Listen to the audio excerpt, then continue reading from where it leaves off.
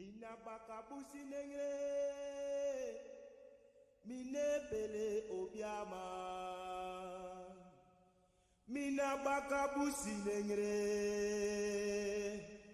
me fele sama. Mina bakabusi nengre, mine pele obiama. Mina bakabusi nengre, me fele sama. Mina bakabusi nengre, mine pele obiama. Mina bakabusi nengre, me fele sama. Mina bakabusi nengre, mine pele obiama. Mina bakabusi nengre, me fele sama. Mina bakabusi nengre, mine pele obiama. Mina bakabusi nengre, me fele sama. Mina bakabusi nengre, mine pele obiama. Mina bakabusi nengre, me fele sama. Mina bakabusi nengre, mine pele obiama. Mina bakabusi nengre, me fele sama. Mina bakabusi nengre, mine pele obiama. Mina bakabusi nengre, me fele sama. Mina bakabusi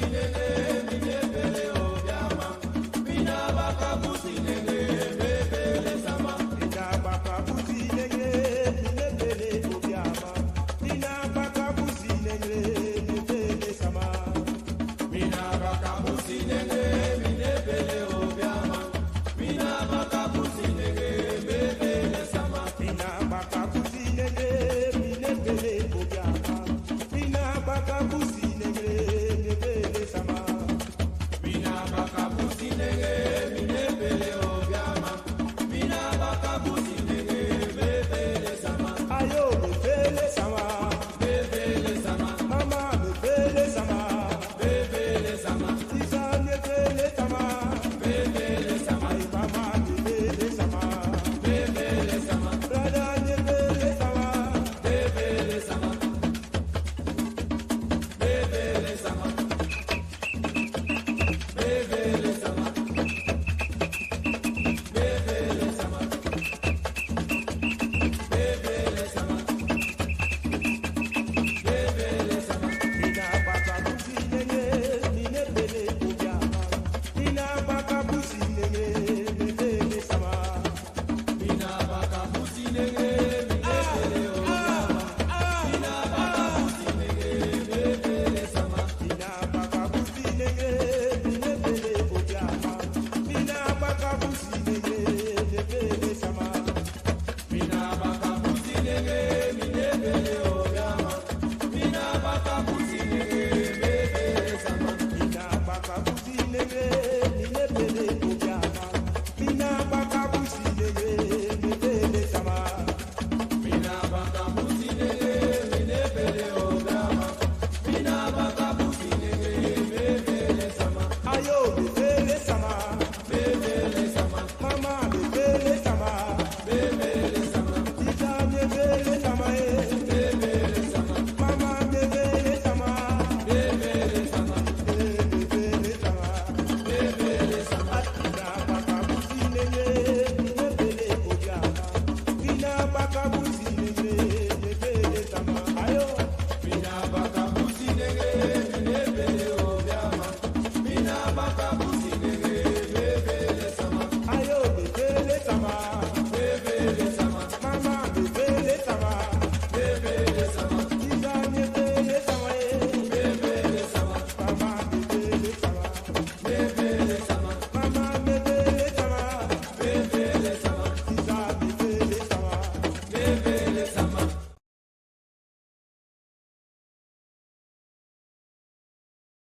Fire burn them dirty king, blaze up them dirty king, fire burn them king, send him disastrous, and time he fast with us, ancestors walk with us, fire burn them king.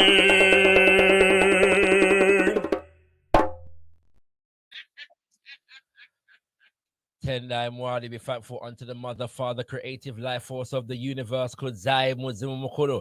Give praises unto our great ancestors, Abibi Tumi, Abibi Fahodie, African liberation and African power for all African people. Greetings and welcome to this week's Hedishan of ZIVANAYI. For those who may not be aware, ZIVANAYI is a beautiful word spoken in the Shona language, which is mostly associated with the country, the nation of Zimbabwe.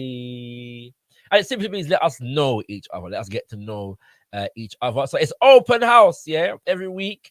You know, me come through, I'm gonna say what the pan film in mind, and Ono can come through and either add to whatever conversation I've initiated or raise your own things them. So I'll open house and me gonna share the open house link to join the panel right now in the chat. This is a gotkushTV show, so if you're watching anywhere other than gotkushTV, check the link in the description to come through to gotkushTV, and you will be able to see the link to join the panel in the chat, and you can come through and you know what I'm saying, reason with yeah. So yeah, man, it's good to be around. You know what I'm saying, last week we took a brief hiatus, because enough different things did go on, so we had to you know what I'm saying, including the fact that we were dealing with some power cuts, yeah, when we were there in London, and also the fact we had in fact we had one just a minute ago, to be honest with you. So if me suddenly disappear, yeah, in the middle of the show, say the power gone to reggae, yeah, that go on right here now, and it's very interesting, because I did hear at the end of no, sorry, during the summer last year, them say, well, power cut, we might have to deal with some power cut business in England, you know what I mean? And UK ain't used to that. So me and my queen were discussing it, a little while ago, and she said, well, them better mind, because if we have to get used to power cut in England, yeah, going back home, repatriation is going to look even more like a possibility to I and I wrong, yeah, you know what I mean? So some serious thing I go on, yeah.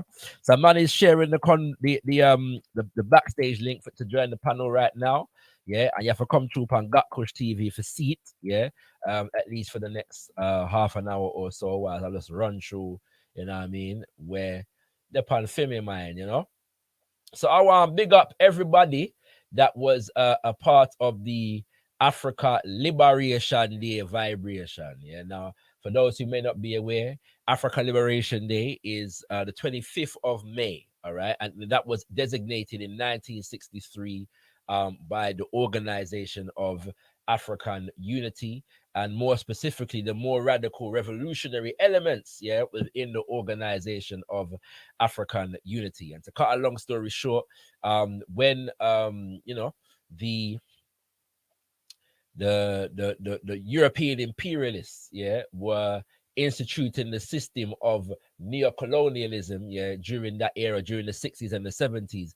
During the 70s, really, African Liberation Day moved from becoming like something that was observed at the state level to what was observed via grassroots organizations, yeah, all over the African world. And so, there are very famous ALD observances and celebrations, I'm saying, in particular, Washington DC 1972, and Grenada in, I think it's 81 or 82, Birmingham, UK 1977, and them thing there. All of these places ALD was being observed before these dates, but these are the particularly noted ones in history, yeah. And so many Pan-African organizations in the UK have observed ALD over the bank holiday weekend closest to the 25th of May. All right. And so traditionally, as a born and raised member of the Al-Qaeda Revivalist movement, because we are Black nationalist Pan-Africanists, we often align with the Pan-African Congress movement, but also the All African People's Revolutionary Party observes ALD in this country. The Uhuru movement observes ALD in this country, and also the Pan-African Society Community Forum observes ALD. So yesterday I was up in Manchester, Manchester, for the ALD observances, hosted by the PACM. So we give thanks for that, you know what I'm saying? So yeah, that's one subject, yeah, that we're upon. So if anybody want to talk or ask some question about Africa Liberation Day, feel free to click the link and do so. Once again, if you're just tuning in, come through and watch, check the chat, check the description of wherever you're watching. If you are not watching live via gotkushTV's YouTube channel right about now, yeah, click the link in that video description. Come through to gotkushTV so you can get the link to join the chat live if you want to share something, say something, you know what I mean? You know, agree with that, raise a different subject, cuss I, whatever you want to do, come true. You know what I'm saying? Well, actually, if you cuss I, you might get thrown off the panel, but you know what I mean? That's another subject for another time. All right. So yeah, we were there yesterday, and it was a beautiful occasion. Yeah. I'm going to discuss this, and then we want to touch upon some interesting dynamics. Yeah. That came out of a couple of weeks ago. They did have a thing with them called the National Conservatism Conference in London, yeah, and a particularly interesting speech was made by the historian David. There was a couple of interesting speeches actually. One, yeah, I'm gonna come back to that, but one of them was made by David Starkey. I'm gonna just touch on what him say and how interesting it is. You know what I'm saying? So I want to big up the Pan African Congress movement, who began observing Africa Liberation Day in the 70s in the UK. And I've kept it going, you know, from that time till now. In fact, let me show you a picture. Of Africa Liberation Day in 1977, yeah, in a Answorth in a Birmingham. Now the story go, them they booked one building for the occasion, and basically the building with them book, yeah, couldn't hold the people them. Yeah. So we're not book one next building now because, you know, yeah. So this is a image of Africa Liberation Day in Answorth, Birmingham in 1977. Yeah. So you can see the whole heap of people then will come out for the thing. You know, see thousands of people, yeah, in the place. You know what I mean? So yeah, just a little history. You can see this, so you know what I'm saying. And it's an interesting thing because I grew up going to Africa Liberation Day, and you know, enough people ask, you know, where, you know, I've learned things from or where I get my information from. Oh, why yesterday or yesterday? It's because I've been growing up going to things like Africa Liberation Day, and one of the things that was always done during Africa Liberation Day is that you hear presentations from Africans from all about the world. Yeah.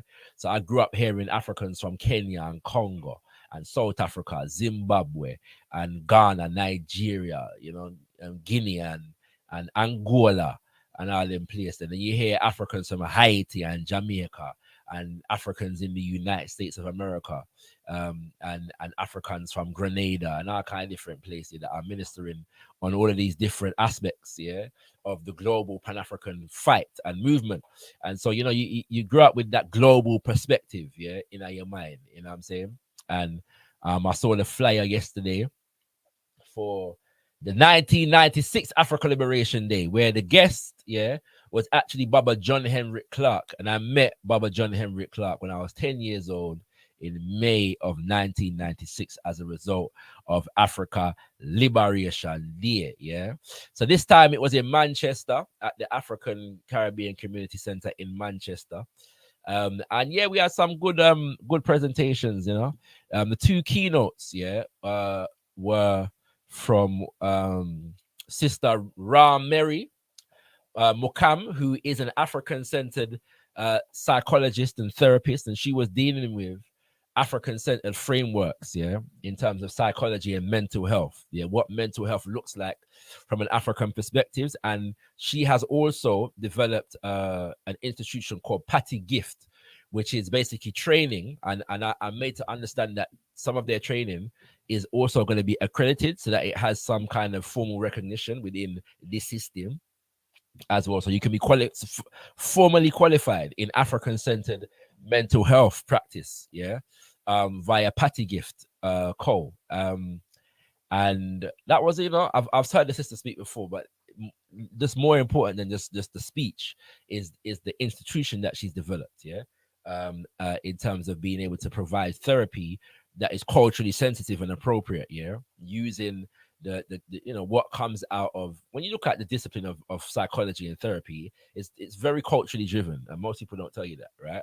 So looking at, you know, frameworks and methodologies that come from our culture and how we formalize them and develop them into professional practice in terms of mental health is one of the most important things that we can be dealing with in this time. And in my humble estimation, African spirituality, one of the most important applications for African spiritual systems in this day and age is in the field of psychology, therapy, and mental health, in my humble estimation. You know what I mean? So, yeah, give thanks. You know what I'm saying? Give thanks for that. And then there was a sister whose name I'm forgetting who was online. She was discussing AI, yeah, and you know what we need to be looking out for in terms of the artificial intelligence and the new technologies that are being developed at the moment. Where we stand as African people in relation to them, where African nations stand in relation to them as well.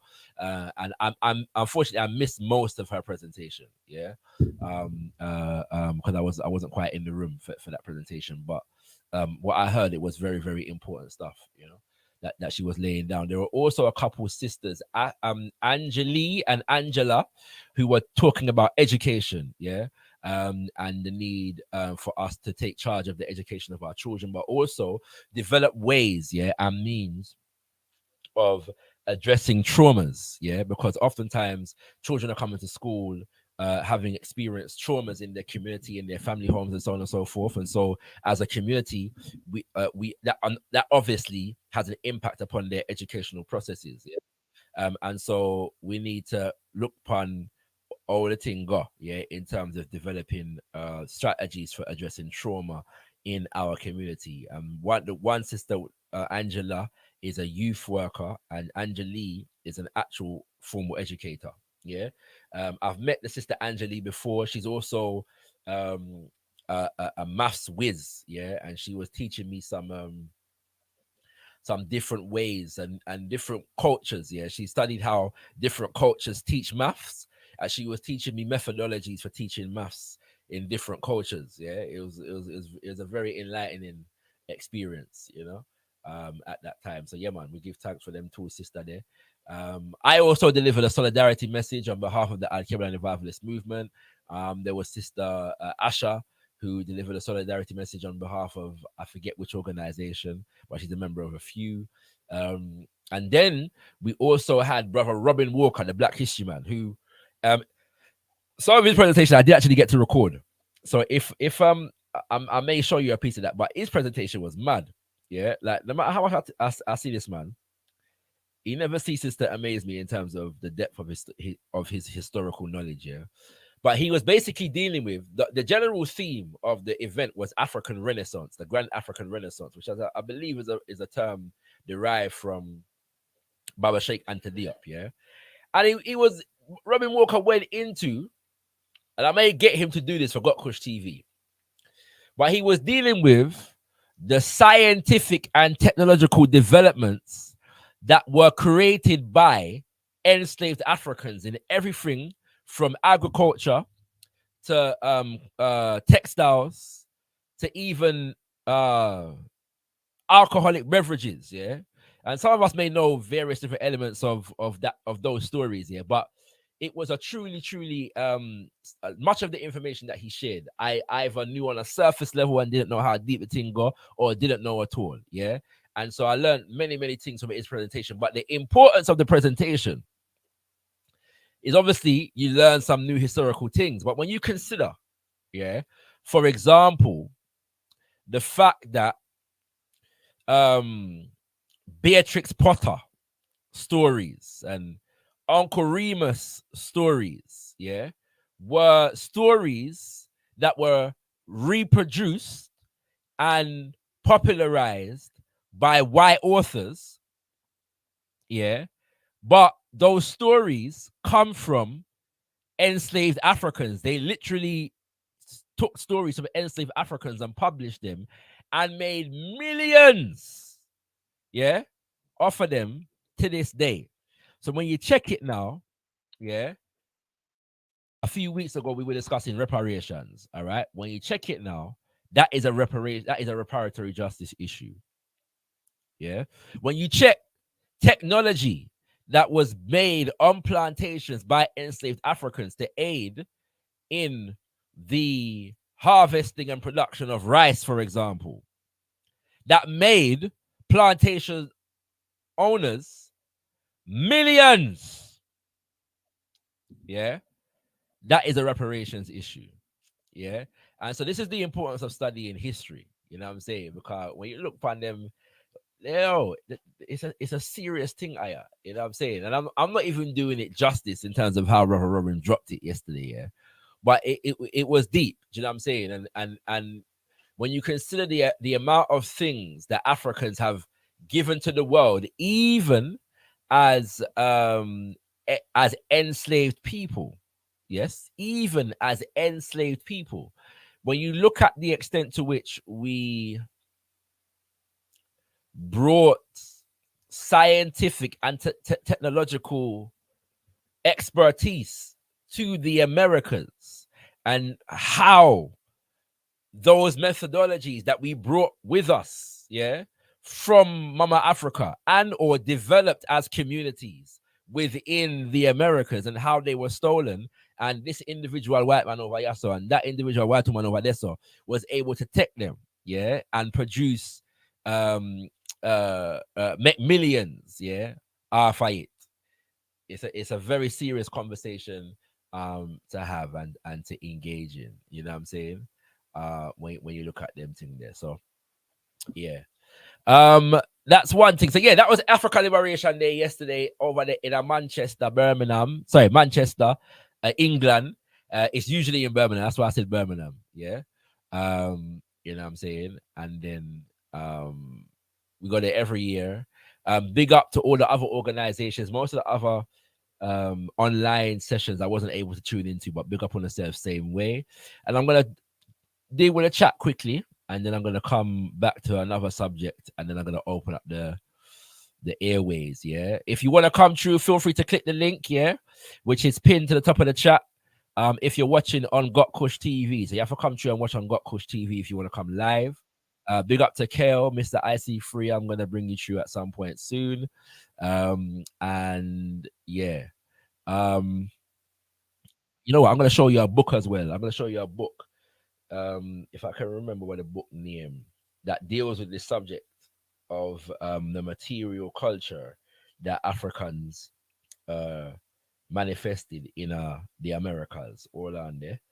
You know what I'm saying? But yeah, so things like ALD are very, very important for those kinds of things. You know, it puts certain things into context.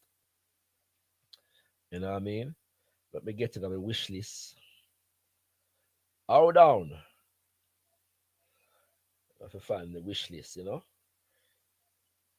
You know what I mean? View wish list. So I can get the name of this book.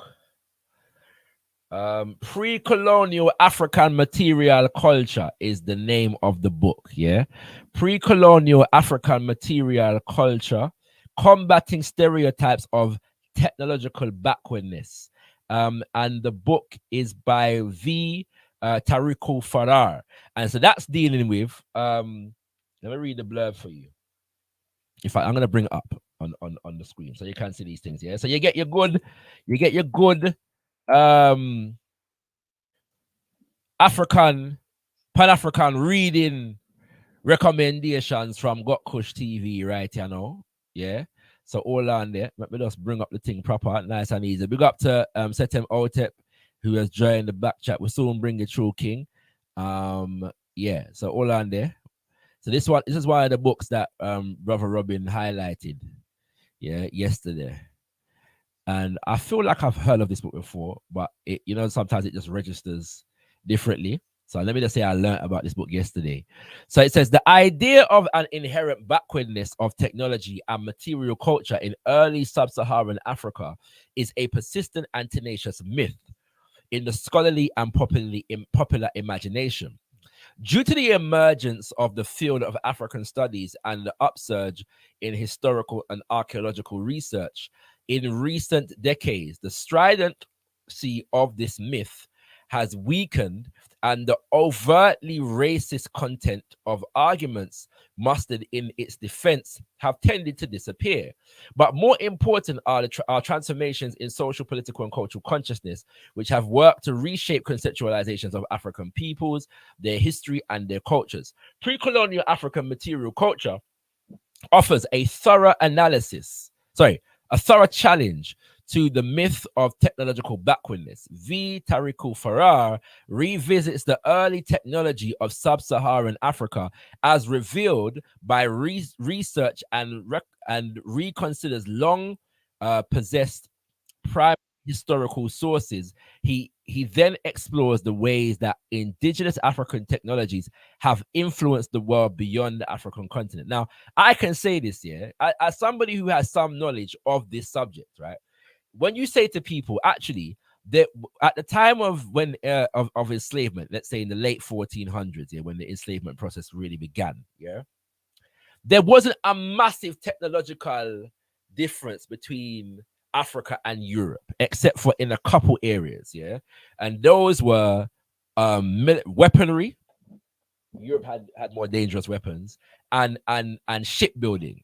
Okay, those were the two major areas whereby you can say that southern Europe, Portugal and Spain in particular, had greater technological advances, than Africans on the continent of Mama Africa.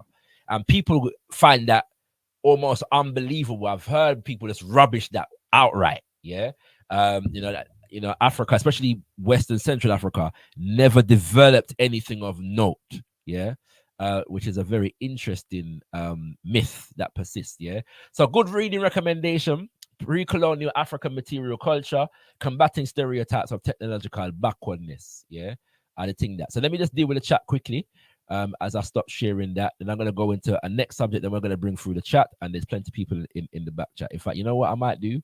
I might forego my next subject because there's like 4 people in the back, so I might give privilege to the people that are in the back chat. One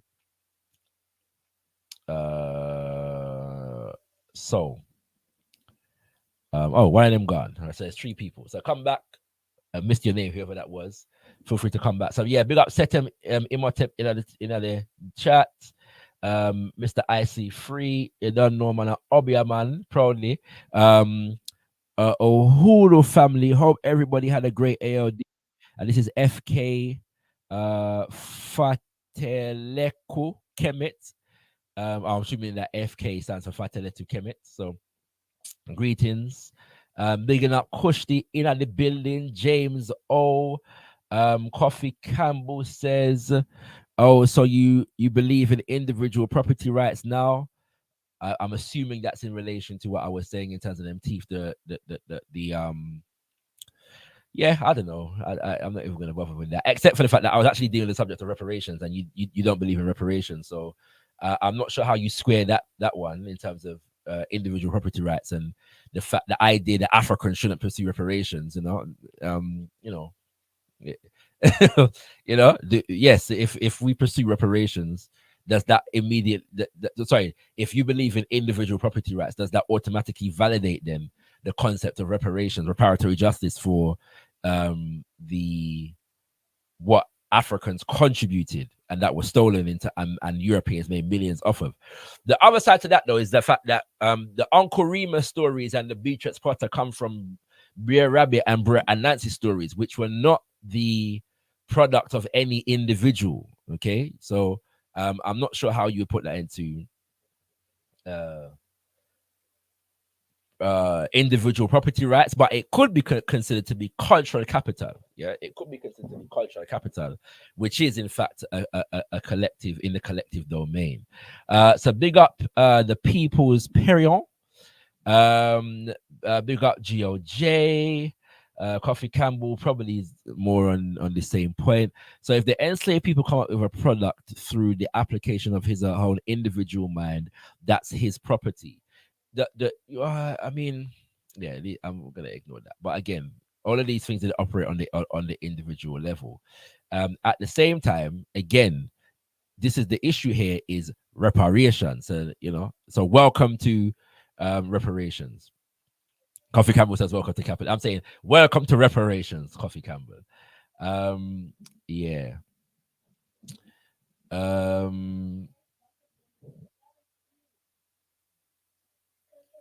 Right. So yeah. Kushti we're saying the same thing that I'm saying. Sorry, big up Javier Meloman, Mr. Giggles.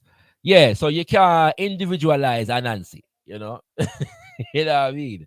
And you also can't one of the things that that Africans brought as far as technology and in terms of agriculture was methods for farming, for cultivating rice. Yeah. So these are not individual feats. Yeah, these are things that Africans brought, and they were appropriated by European enslavers and capitalists, in fact, and much wealth, was generated from them, and Africans were given little and nothing, for the fruits, literally and otherwise, of our labor and our ingenuity in that regard.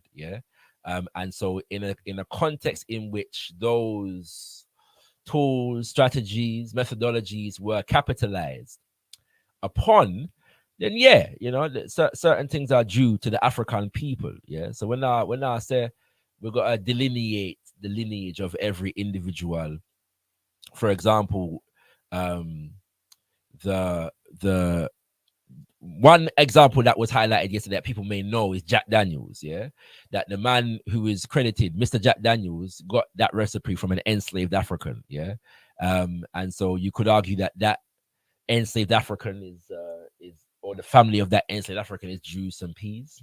That might be true, but it probably is also the case that enslaved African didn't develop the recipe by himself, and so if you want to use the concept of intellectual property to try and make my argument akin to endorsing capitalism as a system of economics, then so be it.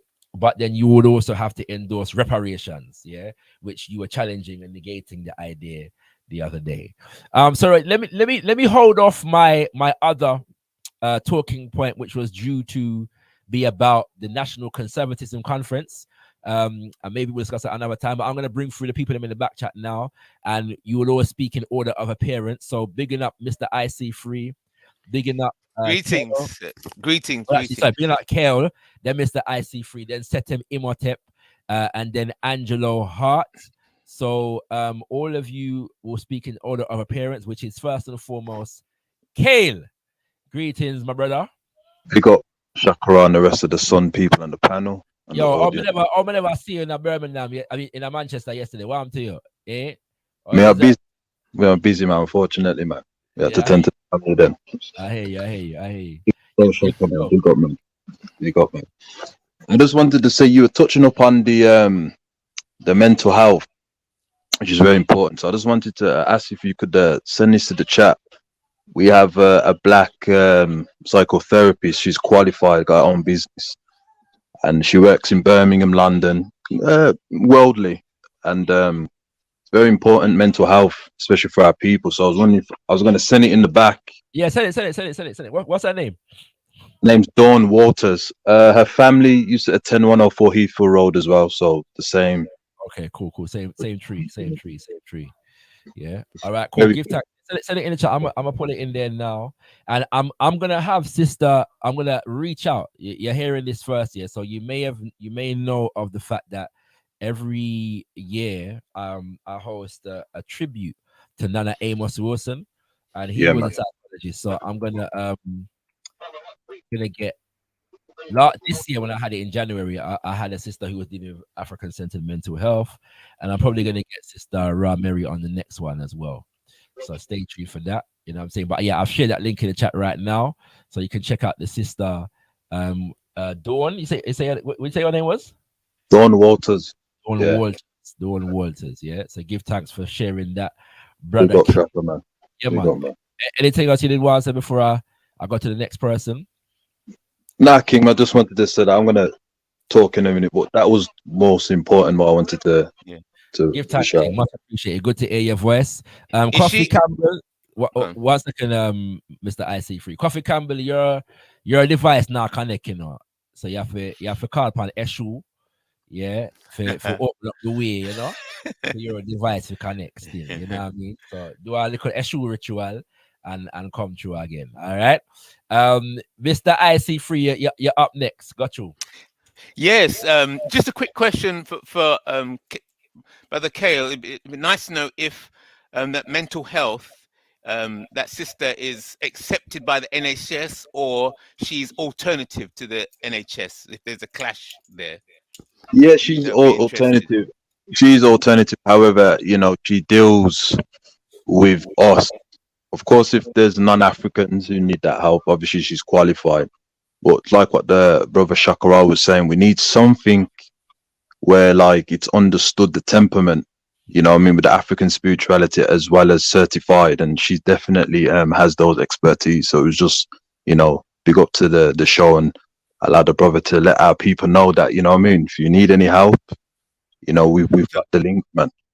So it'd be really interesting to explore that another time, because if he has the power to override the white supremacist, racist mental health system, you know, so they make a certain decision and make an assessment and say this person is mentally ill. If she could write something and say, oh no, according to our assessment from an African perspective, no, this person is not. Because the same thing happened to me. You know, I had 4 white people assess me and say that I'm mentally ill. So that's why I'm classified as mentally ill. But when they brought the black people said there's nothing wrong with me. See, so you know, according to some African psychologists, it's impossible for us to exist within a system of global white supremacy and not be in some level mentally ill. Exactly. So I accept it. Me mad, crazy, head gone. Yeah. I embrace my head gone. That's right. You understand the thing. You embrace this insanity. That's right. Insanity, you know what I'm saying? Yeah. Embrace it still, you know. Let me just. I know you got something else to say, IC3. I want to big up some more people in the chat. Bigging up Zolanda Zachary. You don't know, and yeah, man, Amos Wilson is one of my spirit ancestors. You know, like you have there's certain ancestors that whenever something might go on, them come to you and give you a guidance. I feel like Amos Wilson walks with me. I'm not lie. Yeah, so we give thanks for Nana Amos Wilson. And who else is new up in here? Yeah, dog. Oh, you mean? Mawusi, greetings to you. And anybody else? No, I hate that. Yeah, yep. Big up, Sister Juliana. Give thanks. You know what I'm saying? We give thanks. Yeah, got you. IC3. Got you. Yeah. It's the ultimate. I'm going to put a bias in. When you mentioned the National Conservative Conference. Yes, I. And what David Starkey was saying, that's the ultimate subject. Okay. That's the end of the world. So you want all right. So let me bring it up then. You can't go higher than that. That is it. Let me go in it. True, you brought it up, IC3. Let me go in it briefly, all right? September, your next year, but give me a second for just going at this vibration here. Yeah, all right. This is serious. Yeah. So what happened is, so the National Conservatism, and one day, you know, I'm preparing a presentation on think tanks, and the neoliberal agenda, Now, if anybody's read Blueprint for Black Power, you'll know that Nana Amos Wilson goes in on think tanks, and their importance and what the function that they perform within particularly Western political systems, right? Political economic systems, and so there's a big neoconservative movement which is closely aligned with the neoliberal movement as it represents itself today. You will hear those terms interchangeably, But the national conservatism movement, Mr. Bunya, I'm bringing you through to rest on the panel now as well. It's like everybody want to come through today. One if we're gonna get through everybody. We want all on me till 12 o'clock. Yay! All right. So when me I say no, when me I say. So what happened is over in the UK, they had this National Conservatism Conference. Now I won't go into the details of this today, but except to say that this national conservatism conference that was held in the UK is linked to other national conservatism vibration that exist in places like the USA and Canada in particular, yeah, the Anglosphere, yeah. Not to say that it don't exist in places like Spain and France and them reggae there, but it's particularly UK, America, Canada, and I think one other, maybe Switzerland, European nation, yeah. So them are connect up, yeah, in this thing. And there's a number of funny statements here that were made. Now, one of the things that interested me coming out of this conference, yeah, is the number of presentations, yeah, that were centered around the fact that people in the Western world are not having children, yeah, or enough children to make the Western world sufficient competitors for future issues. Yeah, there are a number of presentations. One woman went as far as to say capitalism has produced many things, many good things, but one thing it hasn't produced is children. Yeah, right. There was another presentation on the need to have children and that kind of different thing. So it dawned on me the amount of, and this is a regular thing, like when you hear about the great replacement theory and so on and so forth, yeah, there's a significant amount of politics and economics in the Western world that is driven by the failure of white men and women to work and have pitney. Yeah, there is a significant amount, yeah, of geopolitics in today's world, theory and practice, that is motivated by the inability of white people to work and have pitney. Yeah, it's a very serious point, right? But yeah, this particular speech interested me. It's a very, very interesting speech that got some attention from historian Mr. David Starkey.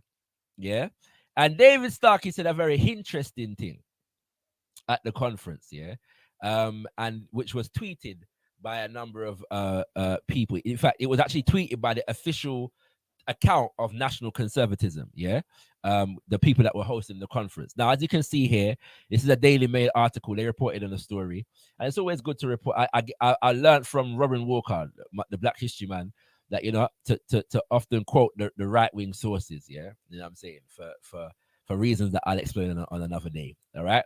But headline reads, outrage as historian David Starkey rants that left-wing activists, including Black Lives Matter, are trying to destroy, quote, unquote, destroy white culture and are, quote, unquote, jealous of the Holocaust in controversial academics' latest outburst. Historian David Starkey has sparked outrage after claiming that left-wing activists are trying to destroy white culture and are jealous of the Holocaust. In a speech on the National Conservatism Conference in London, David Starkey claimed that the groups such as Black Lives Matter were attempting to do exactly, this is quote now, do exactly what was done to German culture because of Nazism and the Holocaust. He added, the determination is to replace the Holocaust with slavery. In other words, this is why Jews are under attack from the left. There's jealousy fundamentally. There is a jealousy of the moral primacy of the Holocaust and a determination to replace it with slavery. Yeah. Now he also said that let me see. I'm gonna have to reshare again. Yeah. Let me see if they quote that part of the speech. But this part is actually also interesting. He said, reacting to this speech, former Labour MP John Mann, the government's advisor on anti-Semitism, branded the academic pathetic and said he was using the, quote, Jewish community and the Holocaust to try and divide people. Yeah. Now, there was also, yeah, if you know anything about the UK, the major organization that is said to represent the interests of the Jews, yeah, or Jewish people and Zionists in the UK is the Board of Deputies, yeah. And the Board of Deputies retweeted one of their employees who also used the word pathetic to describe what David Starkey said. Okay. Now, bear in mind, they use the word pathetic. They didn't use the word Afrophobic, racist, anti-black, white supremacist. They used the word pathetic. Why am I highlighting that? Because we discussed a couple of weeks ago when Diane Abbott said what she said about racism, and everybody called her an anti-Semite. Okay, so notice the language. They say dividing people and pathetic, but they don't charge David Starkey with racism, anti-blackness, Afrophobia, or anything, yes, that would put his statements into proper context, right? Bear that in mind. So even the Jews, the Jewish people and the supporters of Zionist Jews, who are attacking David Starkey for what he said, fall short of charging him with any particular kind of racism against African people. Right. Right? Bear that in mind in terms of the language where them use. All right? Okay. Then now, David Starkey said, also, they are, what's it called? One second. Let me, in his speech to the National Conservatism Conference on Wednesday, David Starkey renewed his criticism of Black Lives Matter, denying that the movement cared about Black lives at all. Now, bear in mind, this is a strategy that they use here to label anything that they often find a particular archetype that they can use to characterize any kind and all kinds of Black activism, and they invest in attacking that archetype and putting any kind of Black activism into the archetype, so that they create a stereotype around that archetype, and so they don't therefore have to do the work in terms of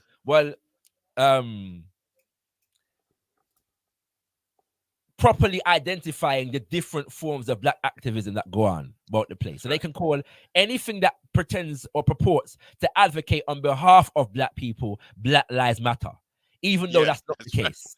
Right? You see what I'm saying? Right. Yeah. So then when they say Black Lives Matter, they're not referring necessarily to the organization here. They're referring to anything that claims to be working on behalf of Black people.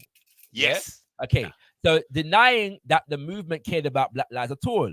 To applause from the audience, he said, movements like critical race theory, and again, critical race theory is not a movement. Yeah. It's a theory within the practice of law in the United States of America. Okay, but we'll come back to that in another day. And Black Lives Matter are not what they pretend to be. They are attempts at destroying the entire legitimacy of the Western political and cultural tradition. The idea that they are there to defend Black lives is preposterous. It's a preposterous notion. They do not care about Black lives. They only care about the symbolic destruction of white culture. We have to be absolutely clear about this. Yeah. So there's a couple things in here that I want to highlight, right? When he talks about the moral primacy, yes, in other words, this is why why Jews are under attack from the left. There's jealousy fundamentally. There is jealousy of the moral primacy of the Holocaust and a determination to replace it with slavery. So now a lot of people were vexed about this statement. I was not vexed about this statement. You know why? Because this statement is an admission of sorts. Yes. Right? You got it. You got it. Right. This statement is an admission. This is a revelation. Yeah. A clear statement, right? Of the political utility, yes, of the Jewish Holocaust in relation to Western civilization and Western geopolitics. Yeah. What it's telling us is in fact. Sorry. What this is telling us is in fact the Western society does place a moral primacy on the Holocaust and is comfortable to absorb that moral primacy within the global Western imperialist project. Yes? And they're comfortable about that because creating a moral primacy around the Jewish Holocaust does not, and the Zionist agenda in terms of the state of Israel, etc., does not present a threat to the geopolitical supremacy of Western Europe and America. Right. Yes. Right? So, Yes. David Starkey, perceiving the fact that African people being centered on our own experience are not centered on the Jewish Holocaust as primary to ourselves, but are centered on the enslavement of African people and related injustices like colonialism in relation to ourselves. When we advocate on behalf of ourselves, that represents a threat Yes. global Yes. European geopolitical interests. Correct. Correct. Yes. So David Starkey, being a valiant defender of those interests, feels he needs to warn, because in fear said the left is getting too involved with these Black Lives Matter folks.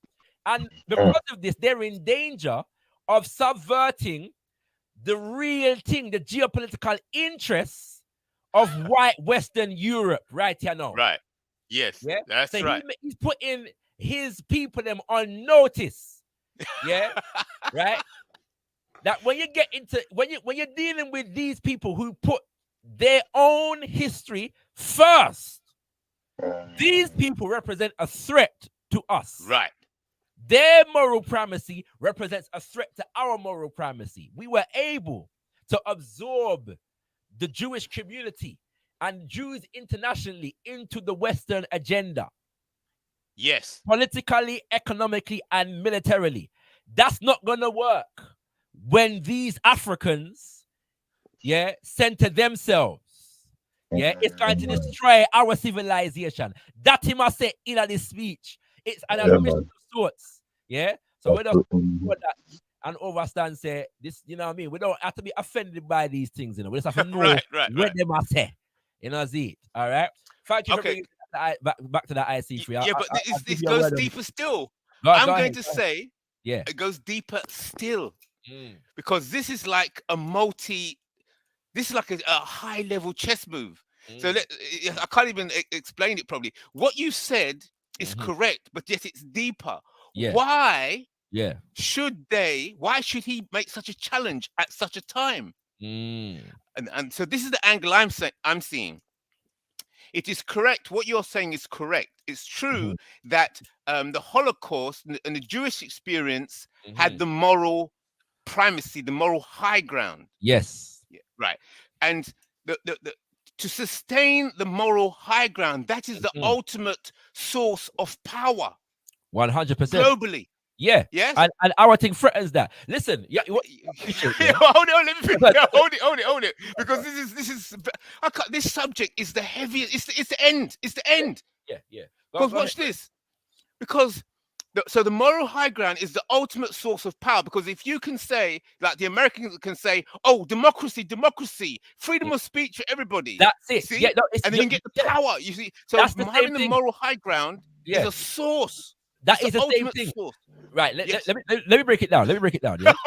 I haven't made my point yet. Let me make my point. Let me make my point before you go. Go ahead. I want to see where I'm going with this. I'm just setting up point. I'm setting up the point. I haven't made the point yet. Go ahead. Oh, right. So the Holocaust has sustained the moral, has had the moral high ground. Yes. And as you correctly said, the establishment of Israel and Zionism has never been seen as a threat to the West. Yes. So it's an aspect of the West. It's actually an establishment that was created to work on the interest of that agenda in the That's right.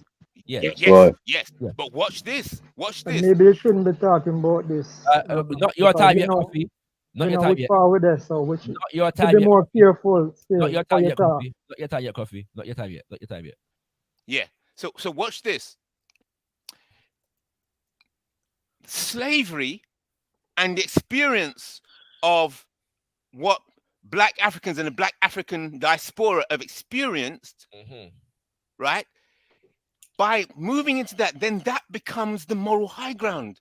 because the Holocaust is going to seem like something small in comparison to what's Well, happened to black people. I wouldn't say it would be seen as something small. Yeah, I wouldn't make that claim. I'm just saying that it's not our primary moral high ground, if that or moral consideration. Why I'm saying that is I think it's perfectly legitimate and correct, yeah, for Jews to center their own experience in relation to themselves. Right? Yes. Yes. I'm saying, yeah. So yes. I have no interest necessarily in taking over or of having Jews replace their own centeredness with African centeredness. That's right. Right. That's for them thing. Yeah. Right. But what I am saying is that in relation to the Western world and their geopolitical interest, they clearly understand who for them friend is, what moral considerations work in their interest and what work against their interest. That's what I'm saying. Yeah. But you see, we're talking. I'm relating moral high ground directly to power and the concept of the Western power as a power source. Of course, right. Of course. So, if the power source was what happened to the Jewish experience, if it gets switched to the moral high ground is now the black experience or the African experience, then it's a shift of the source of the moral high ground. Oh no, 100%. But watch this. To watch the angle. Quick, I'll just sum it up quickly. I believe that what they're doing, the conservatives, the national conservatives, now see that in order to defend the West, the moral high ground is to look after the black people, because they see interesting point. That's it. That's the angle, because they no longer see the previous moral high ground. You're not wrong. As defending the West. No, you're not completely wrong. Yeah. Now, I don't get very subtle. Yeah, I don't get caught up in a left-right dichotomy. Yeah. Right. But you're right in the sense of the fact that the reason why David Starkey is making these comments is because he believes that the left is getting too wrapped up in the Black Lives Matter of things, and giving too much of a consideration to these black people, The right wants to give similar considerations, but by absorbing more black people into its project. So it wants more black people who are loyal to Britain and nationalists in relation to Britishness and Americanness and French. That's right. And Westernness. Right, But the two of these aspects, whereas the left wants to impress upon us that they're now liberal enough to consider us on our own terms. But really it's not our own terms, right? You know what I'm saying? Right. So they're both actually in the same interest. Just what I'm saying. Neither of which is necessarily ours. But let me say this. Good night. Right, and I'm gonna say this. I'm gonna bring in System Imhotep here. We'll come back to this probably because I feel like others are gonna have something to say on this subject. What we have to bear in mind is that what we today call international law, to a significant degree, was developed by the United Nations in relation to Europe, solving the problems of Europe and using what the Nazis did to the Jews as framework for developing moral codes for international law. Exactly. So the moral, So when you begin to speak about free speech and democracy, the extent to which the Western world has marketed itself to the rest of the world as the bastions of morality, freedom, and justice is to a significant degree based upon the intervention that Western Europe made in relation to in Germany in relation to what the Jews were what the it's the built Jews, on that, right? It's built on that foundation. What Yes. the Western world was prepared to do in relation to the Jews who were suffering what they were suffering in Germany and Poland and other places in Europe, the Western world has never been prepared to do for what it has put Africans through. Exactly. Right. That's what I'm saying. It has never been. And so they understand, because they're not prepared to do that, when we begin to operate from our own center, it puts them in a position where they have to address those issues. And it Yes. puts us in a position whereby we learn the extent to which, they were prepared to put money, resources, military, and so on and so forth in Yes. solving that particular problem in relation to the Nazis and the Jews. Yes. Yeah? The extent to which reparatory justice becomes justified based on That's right. example. Yes. Does that make Yes. sense? Them don't want to have the conversation there. At that I go on. So Yes. even when the representatives of those organizations, like the Board of Deputies, one of the statements that they made is that we support a memorial museum, for both the Holocaust and slavery. So their thing becomes, we're not trying to divide people. These people are trying to divide people, But again, notice they don't, for example, again, as I've already said, use terms like racist, anti-blackness, Afrophobic, whereas we know, as we've seen through recent examples, terms like anti-Semitism would have been used under similar circumstances if the Jews were under similar criticism. Yes. But they also, they will liken it to a memorial museum, but not compensation, not restoration, not restitution, not guarantees of non-repetition, not cessation, which are the principles that were developed in relation to reparations, in relation to what the Jews suffered. Right. Yeah? Yes. The state of Israel is considered to be an act of reparatory justice for what the Jews suffered in Germany and throughout Europe. But they won't like it, so they will like it to a museum, but not all the other aspects of reparatory justice. That people went to war, fought a war for, so that they were able to secure those things for the Jewish community.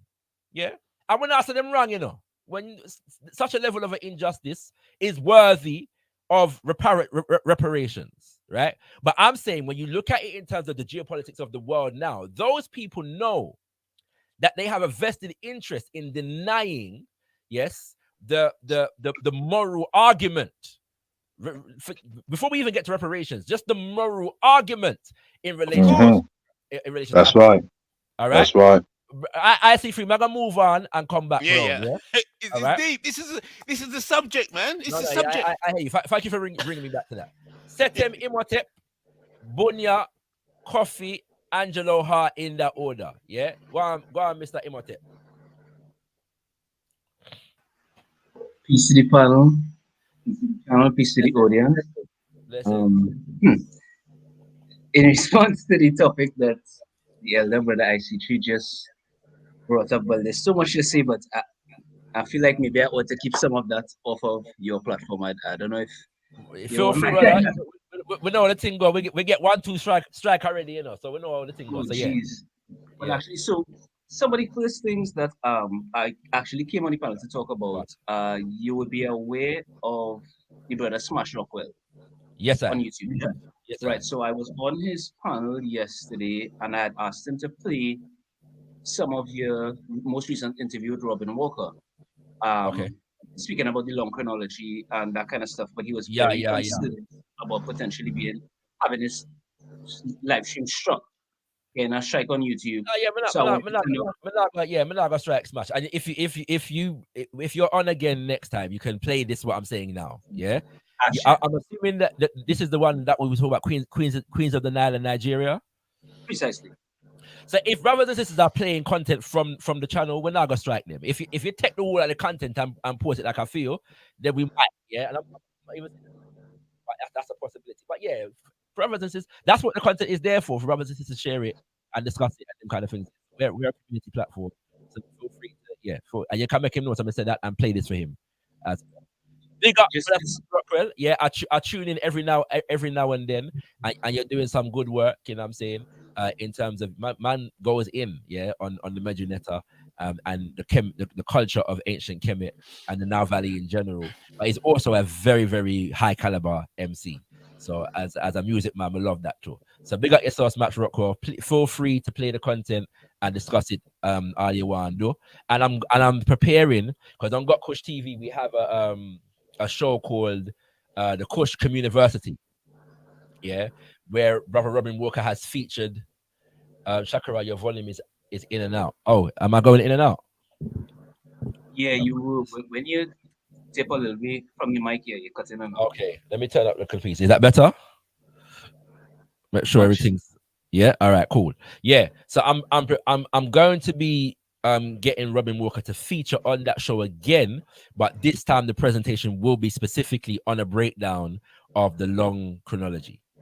Yeah, so we'll have something because I don't think he's ever done a presentation specifically on that subject. So really, you have to go to his book to read the chapter, that chapter, to understand the fullness. Yeah, so I want him to do a half an hour to an hour presentation on it, breaking it down so that brothers and sisters can have that, to go with. You know what I mean? So yeah, got you.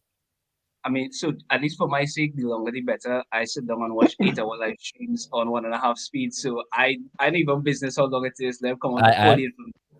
And actually, when I was telling Smash about it, I was saying I haven't been able to purchase the book, so I can't actually elaborate on what the long chronology is. But it is seemingly vastly different from what they call the new chronology, which is some kind of Bible conforming something, right? Yes. All right, so that was the first thing. Second thing was that election season is coming up in Trinidad and Tobago, right? I mean, it's not really a good thing. We don't have any good choices right now. Indeed.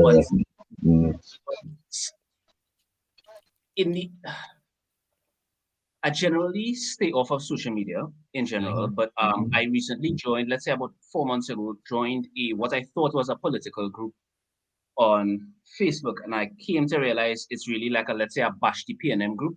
PNM is traditionally a party which is supported mostly by Africans in Trinidad and Tobago, and some of the Syrian Creoles, the French Creoles, and that kind of thing, right?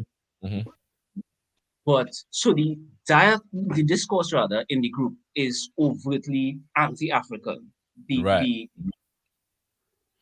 There are many, let's say, synonyms. So PNM, bandit, African, cockroach, and those are some of the best ones, or the least offensive, let's say, right? Backside. Sorry. No, go ahead, King. Go ahead. I think that, yeah. And so it really has me kind of, I don't know, concerned because my politics in general is specifically Pan-Caribbean, right? My personal politics is Pan-African. Yes, sir.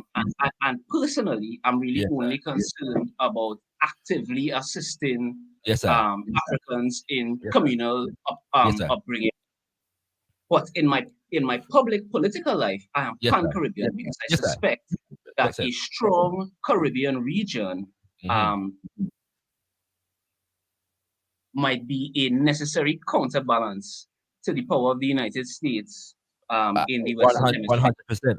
100%. Just to say, my brother, even historically, those things are not conflicting.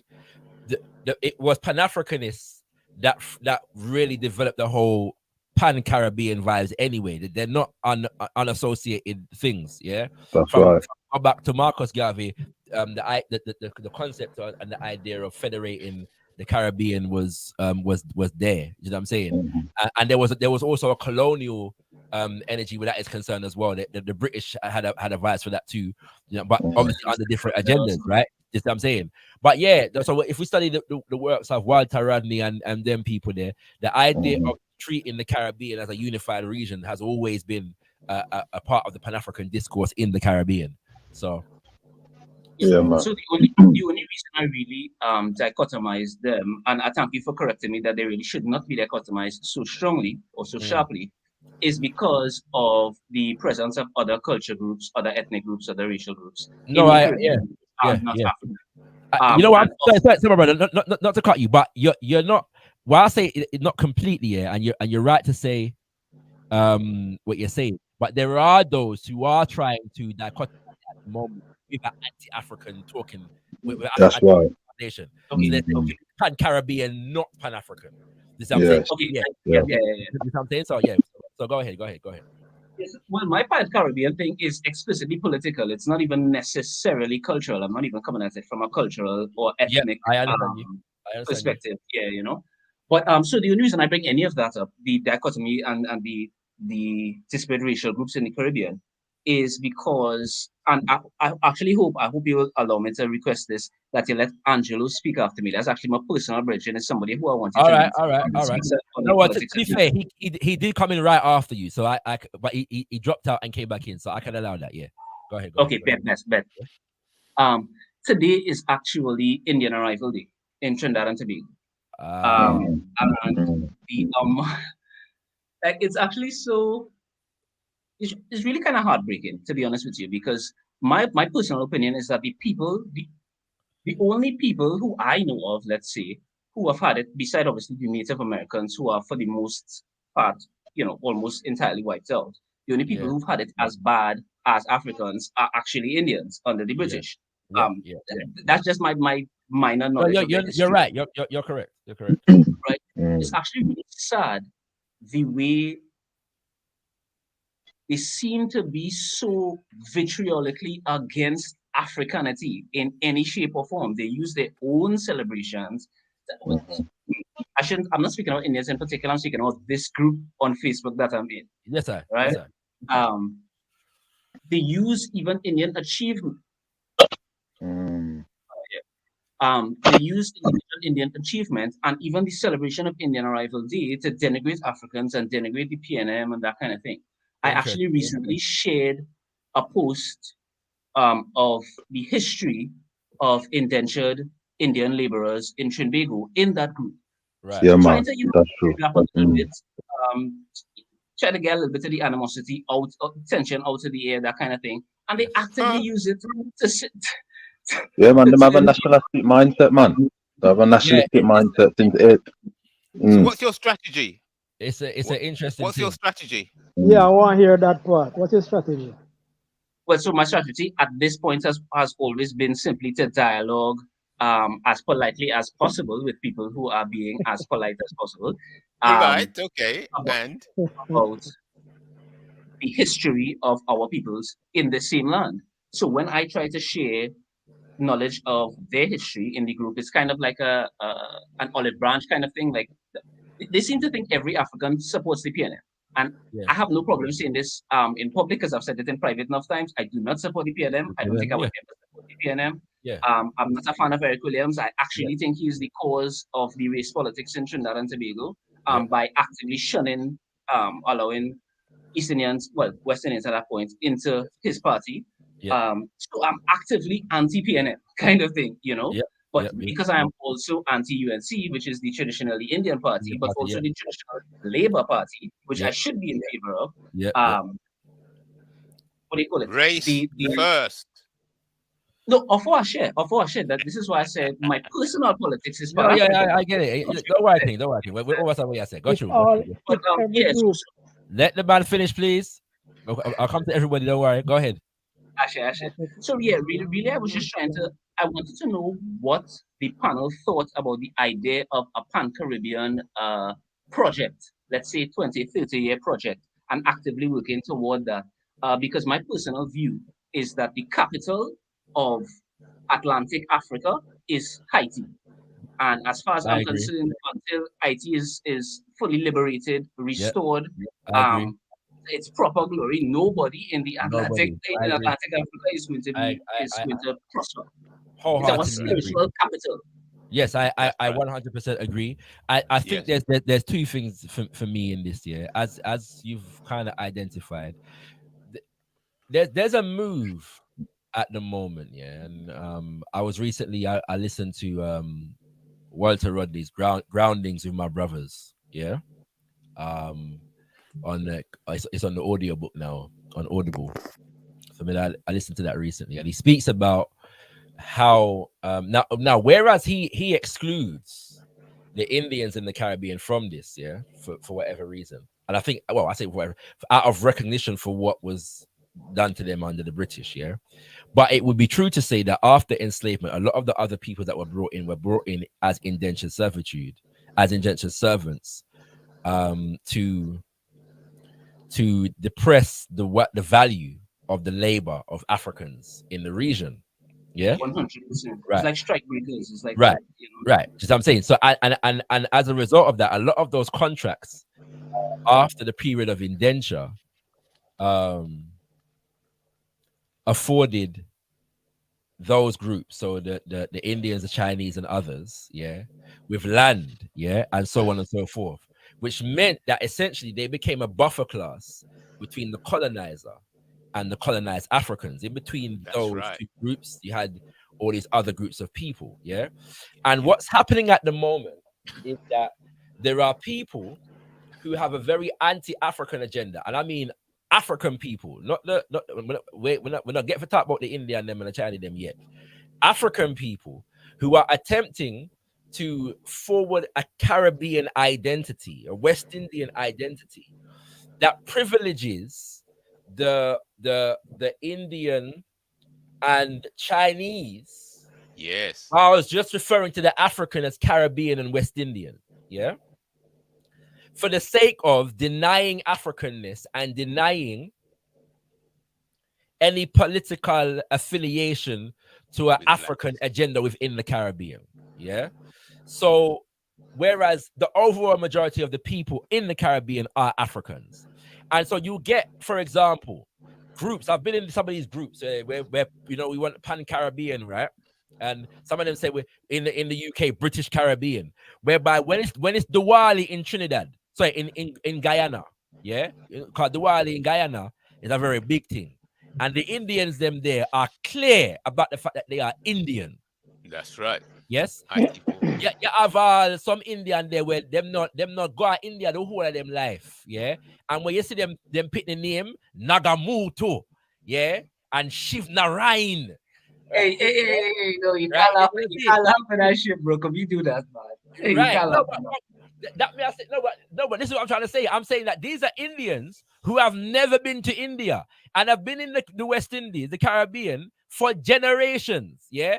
And the whole of them name still reflects their culture. I'm not wronging them for it. I'm saying that's good. What I'm saying is, yeah, when Africans, yeah, we now want to put forward this Caribbean identity, we will nicely profile the Indians affirming their Indianness in the Caribbean. So now Diwali becomes a Caribbean celebration, but an Indo-Caribbean celebration. Yeah. But now the people them where I deal with Shango in Trinidad, them now profile them and say African Caribbean. You follow what I'm saying? Right? I'll say maybe not out. Well, actually, no. Before I even get to that, just a point of clarity from before, and I might be wrong because I'm sure that your historical knowledge is better than mine. But as far as I'm aware, to be honest, the Indian community in Trinidad was never, at least prior to republicanism, was never the buffer class between the Paleskins and the Africans in Trinidad. They were an underclass, not in the same right as Africans, but they were an underclass just the same. And Walter Rodney makes that distinction. Yeah, so let's not get it twisted. I'm not saying that Walter Rodney is completely wrong. I'm saying that that for example in Jamaica you do have a situation whereby Indian and Chinese after indentureship were given land, yeah, in a way that Africans weren't, right? So it created an economic disparity, right? This what I'm saying. So that does exist, yeah. Now the point I'm making is this, yeah, that in a situation like I've already said, the unification of the Caribbean has always been something that Pan-Africanists in the Caribbean have advocated for. My only thing is that within that context, we as Africans can't lose our own interest. And even Walter Rodney makes that point in the book. Yeah. Right. So we can't lose that. Yeah. So I'm not against it, but I see that many Africans want to unify the Caribbean on the basis of Africans not recognizing our own Africanness. You see what I'm saying? You ain't gonna get that argument. Say again? I say you ain't gonna get that argument from me at all. No, I know that. I know that. Yeah, but I'm putting those dynamics in there. So I'm not even before we even get for talk about the Indian them and the Chinese them. I'm realizing the mentality of many Africans in the Caribbean, right? And I'm saying that we're gonna have to go to war intellectually with those minds, I'm getting some feedback. That's right. Somebody needs to turn off them YouTube, yeah? You see what I'm saying? Before we can appreciably, you know what I'm saying, go down that road there. You see what I'm saying? Now, I'm not one of those people that believe that, for example, we should, we don't have to, put it this way, us acting in our own interest doesn't need to lead to us negating the just interests of other people. This what I'm saying, yeah? Colonization, there's a level upon which you can recognize that colonization affected us all to some degree, but whereas we do see, I mean, you've identified some of it as well, and I think I know I'm not an expert on the history of Trinidad, yeah. So you might be more expert on the history of Trinidad than me, but in the sense of the fact that I know that there are different dynamics, and there are some people who Africans from Trinidad who have suggested to me that the Indians were used in certain particular kinds of ways, and some of them willingly, right? This is what I'm saying. And obviously, because of the differentiation between the political parties, you know, when one in power, you know, so you know what I'm saying, it might negatively affect the other, and so on and so forth. I remember after a while of PNM being in power, what the other party name again? UNC. Yeah. Apparently the slogan was it's we time now, or something like that. I think that was that might have been 2010 or something like that. Yeah, it's we time now, you know. So yeah, so it's an interesting dynamic. Yes, yeah, so I hope that kind of touches on the answer to your question. Yeah, most definitely. Yeah, but also I'm gonna go around and come back. So you wanted me to go to Angelo, but go on, make your last statement. Yes. Or just that Africanness is actually associated with, let's say, Shango Baptist and the Orisha faith. Oh no, it is. No. I'm not negative. Yeah, okay, I get what you're saying. But negatively, I get what you're saying. No, that's not what I was saying. What I was saying is that the people that have this Caribbean mindset that don't want to recognize any Africanness, whereas they will confidently celebrate the Indians bringing their Indian culture to the Caribbean, they would actually deny that our culture is African. So right? What's the solution to that then? Right? What are you going to do about it? That me you want to hear, cause I just what are you going to do? What are you going to do about the Indians? What are you going to do? That talk, yeah. No, man, it's nationalism. Nationalism, we have to practice nationalism. That's our man. We have to practice nationalism. Sorry. Yeah, go on. Two things in response, Elder. Number one, there's very little we can do except practice our culture and inculcate it in our families. Right? That's it. And number two, organize. One of my heroes is Kwame Ture. I actually already have constitutionalized it, but we haven't registered it legally as yet. A cultural organization for the agglomeration, in other words, the bringing together and the record of our history for posterity, forevermore. That's it. Yeah, I know you do that already. You do that. I don't know who the we is. You don't have to read. Go ahead. I don't know who the we is you're speaking about, Elder, but in Trinbago, there are very few organizations which are doing that for Africanity. So I'm saying I have constitutionalized one. And everything comes in stages. The beginning is organization. That's it. That's it. That work is already. There are many Africans in the Caribbean who do affirm the Africanness of our culture and affirm that should inform our political trajectory as well. Yeah, we're not as organized as we need to be, as we should be, and so on and so forth. But that happens, right? You know what I'm saying? So when we talk about, for example, from a Jamaica perspective, if you read the works of Olive Lewin, and Miss Lou, yeah, and Maureen Warner Lewis, yeah, and those such people, there are whole movements that are designed to where you have Shango Baptist in Trinidad, you have Kumina and other forms, yeah, in Jamaica, whereby the Africanness is asserted by the people who are in the traditions themselves, yeah. And so it's about strengthening those institutions, you know what I'm saying?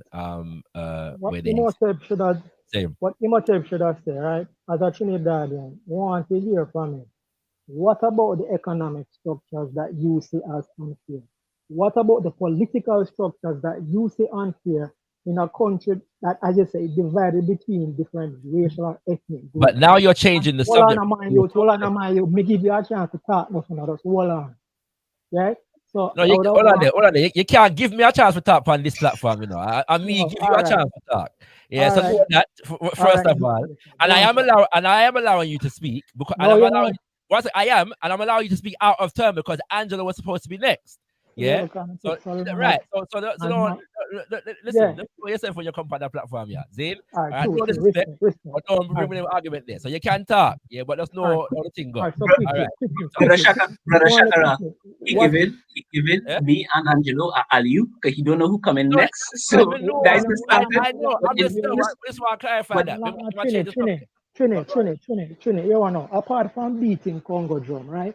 I want you to tell me what in the political and economic system in Trinidad that foster racial and class strife, or how you would go about fixing those two structures.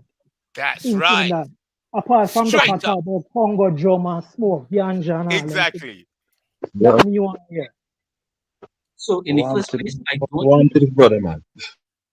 in the first place, I don't know that there remain necessarily institutional structures which are causing race strife in Trinidad. I don't know that to be the case, except potentially the economics as you rightfully mentioned. Even though I'm not very well versed on economics, my suspicion is that collective economics, in other words, we begin to produce and purchase from each other and circulate our money within our communities is the right way forward.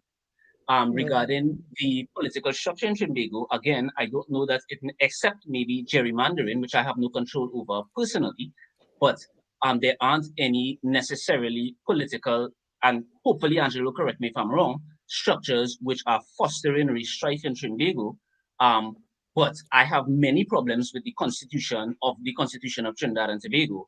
And and it's a project that Angelo and I have been working on for a few years, is coming up with, and now because I'm studying law, specifically to get into constitutional law, this will be the political project of my next, decade and a half, is developing a new constitution for Trinidad and Tobago, specifically when you speak about voting, changing the electoral system or our voting system from first past the post and from a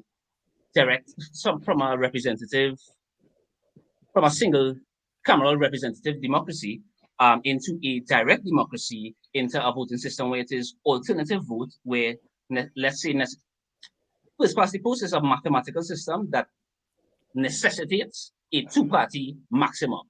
No matter how many parties join a first past the post system, over years, it is mathematically guaranteed that you're going to have a two-party system. So there have been mathematical electoral systems which have been developed specifically to correct the problems of first past the post. I didn't come up with this myself, and the one that I chose is alternative vote. So I'm already doing these things, but I'm one man, and I'm now getting into school. Brethren, if you require, all right, hold on, Coffee, hold on there, because you will get a chance to come back.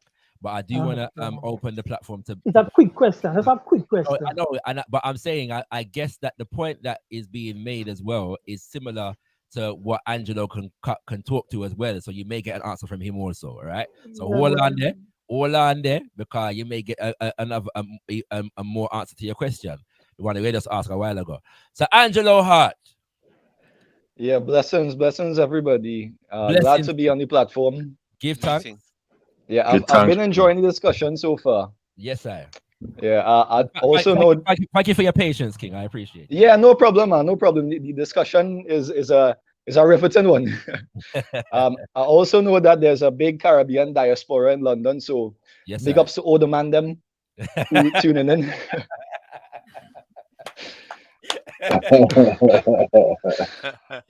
Yeah, got you.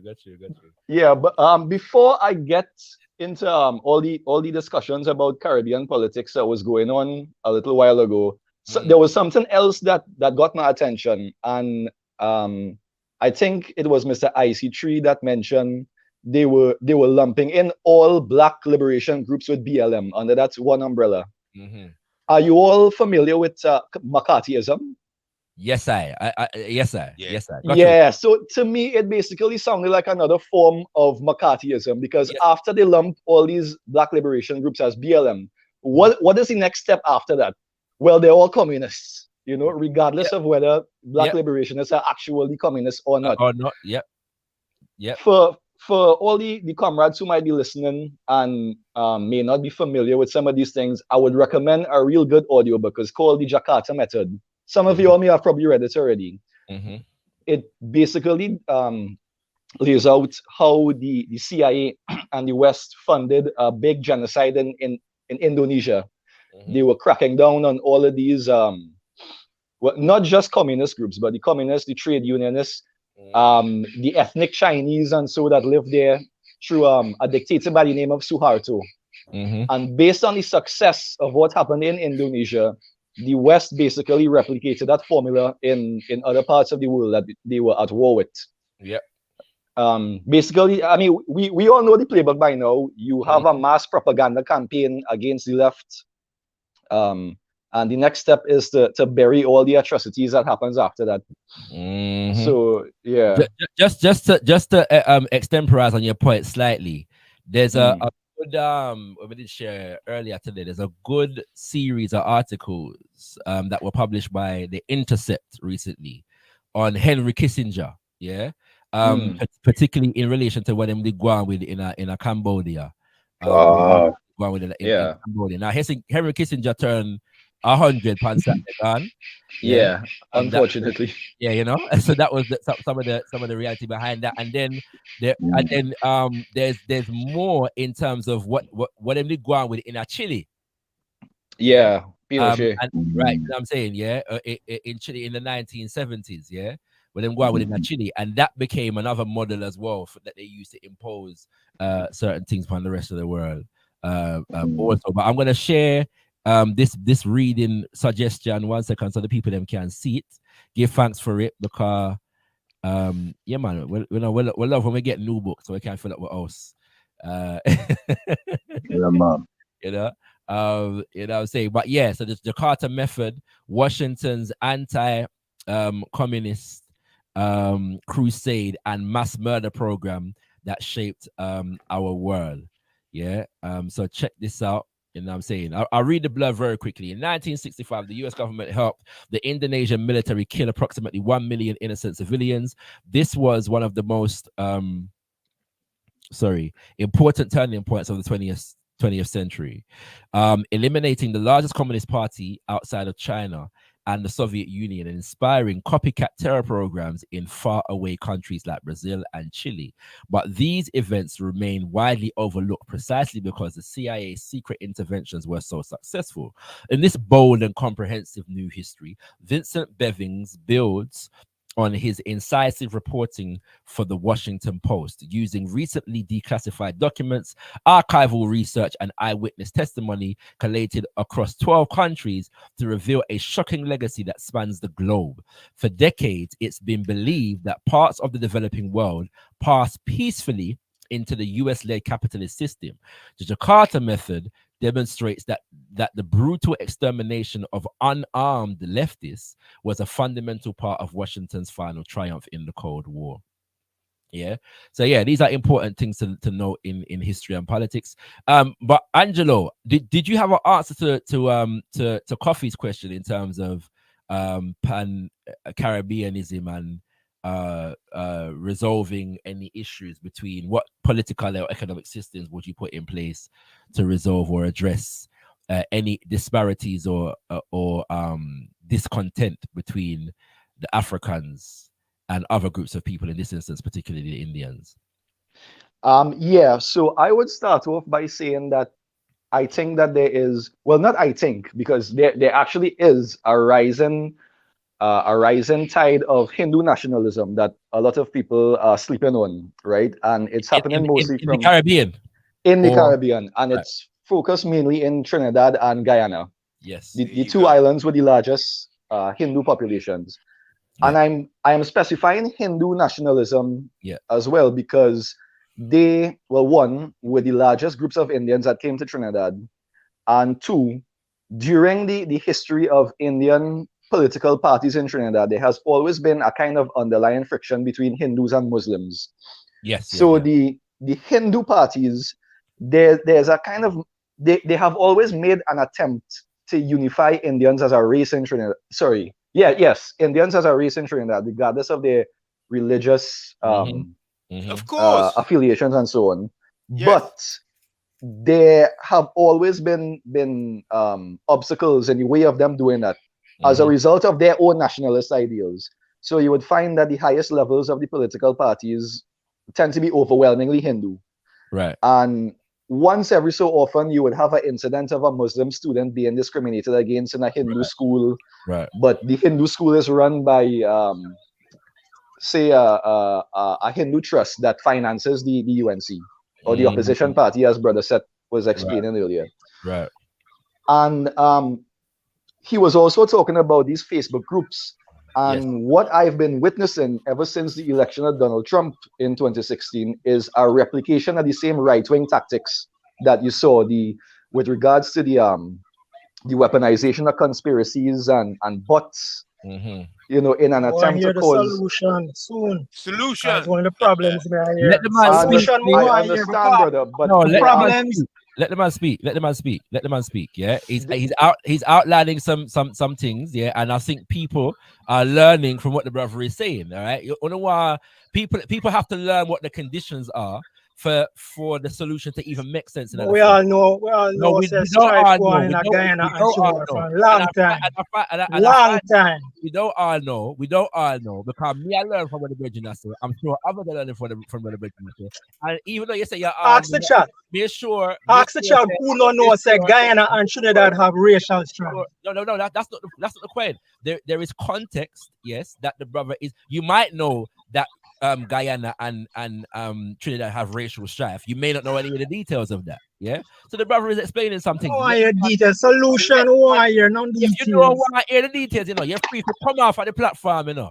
Yeah. Brother, if you want to hear the solutions from me, if you don't want to hear it, you know, you're free to go away, you know, and lock off the YouTube and find one next channel for go up. You're free to do that, you know. I want you just know that. But if you want, tell the brethren hurry up. Tell the brethren hurry up. No, we're not telling you for hurry up, you know. We're telling you for finish. That we're telling you to do. All right. All right, let's go. So go through Angelo. Got you. Yeah, thanks for that, brother Shaka. And no disrespect intended, but if anybody wants a straightforward answer, you could always send me a message. But I think that there are other people listening on this platform who may not have the kind of information that we have access to. And for the sake of those people who are listening, I would like to provide some kind of foundational knowledge for them. Got you, King. Got you. We are learning from you. Got you.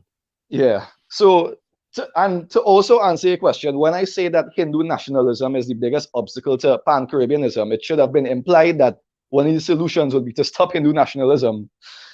So when we're looking at how this type of nationalism came to be, a lot of it is rooted in the death of the labor struggle, especially with regards to Indo-Trinidadians. I would even go so far as to argue that there is probably more racial strife now than happened during the colonial period and the immediate post-colonial period. Yeah, I would say that because in the early period of Indian political history, when they had just started to form their political parties, these parties would have been made up of of higher caste Hindus. And of course, that would have alienated them from the majority of Indians who were working class because they worked on the sugar plantations. Because as you were just explaining, they were brought in here to undercut the value of African labor in sugar. Yeah. So when oil was discovered and the oil industry began, most of the Afro-Trinidadians went to work in the oil fields and the Indians remained on the sugar fields. But there was always an inability of these Indian political vehicles to mobilize the Indian working class. That is until the 1970s. Not many people may know this, but after independence in 1962, Trinidad was subjected to some colonial laws that mirrored apartheid or Jim Crow, if you want to call it that. Black people and Indians were both banned from working in banks, or eating in certain restaurants or teaching in certain schools. Right. We also had a lot of private beaches where if you were black or Indian, again, you were not. Let the man speak, please. Yeah, and if we keep hearing them interruptions, then we're just gonna have to lock off the conversation. Yeah, for certain people. All right, let the man speak. He's a first time on the platform, and I'm giving him some leeway because he's dropping some important information. Please respect the brethren and let him speak. Thank you very much. Go ahead, my brother. Right. So, yeah, in the 1970s, we had these apartheid-esque laws. And naturally, Indians and Africans found allyship in each other. And that sort of unity was a big threat to the white establishment, and by extension, the PNM, who, although they claim that they are the party of the blacks, but in reality, they use black people to fulfill the existence of the plantation economy, right? To be brief with that. Right. Fast forward into the 2000s, with the death of the 1970 uprising, the Trinidad's sugar economy was shut down permanently, and that more or less led to the collapse of the Sugar Workers Union, who obviously was overwhelmingly Indian. Mm-hmm. So that was basically the nail in the coffin of the Indian labor struggle. Now, during all this time, the Indian middle class was developing. There was a rapidly growing Indian bourgeois. Yeah. You mentioned earlier, ShakaRa, that Indians were given land at the end of their indentureship contract, which is true. But I also want to add to that, there's something else that I find a lot of people sleeping on. And I think one of the things that led to the success of the Indian bourgeois was the fact that Indians were allowed to keep their families together, as opposed to Africans who were the property of the slave masters. Yeah. So by living with their extended families, even though they were paid these pitiful wages, they were able to pool their resources together, and over a period of time, the businesses that they established would have grown. I have no academic sources for what I'm about to say, but I also think it was partially it was partially the result also of the drug trade, but I will end with that. Yeah. All right. So now, I got a question now. Hold on there. There's a question in the chat here that says, which is an interesting question. He says, but I don't mean to obtuse, but why attempt to stop Hindu nationalism instead of bolstering Pan-African nationalism? Good question. That's an excellent question. And tell us how you propose good question. Allow me to just answer first, and I'll give off quickly, right? I don't know that anybody is necessarily saying that we should attempt to stop Hindu nationalism, only that the form that Hindu nationalism is taking at the moment, places is a very, it's taking a fascist bent, let's say. Okay. And I'll allow Angelo to answer in more.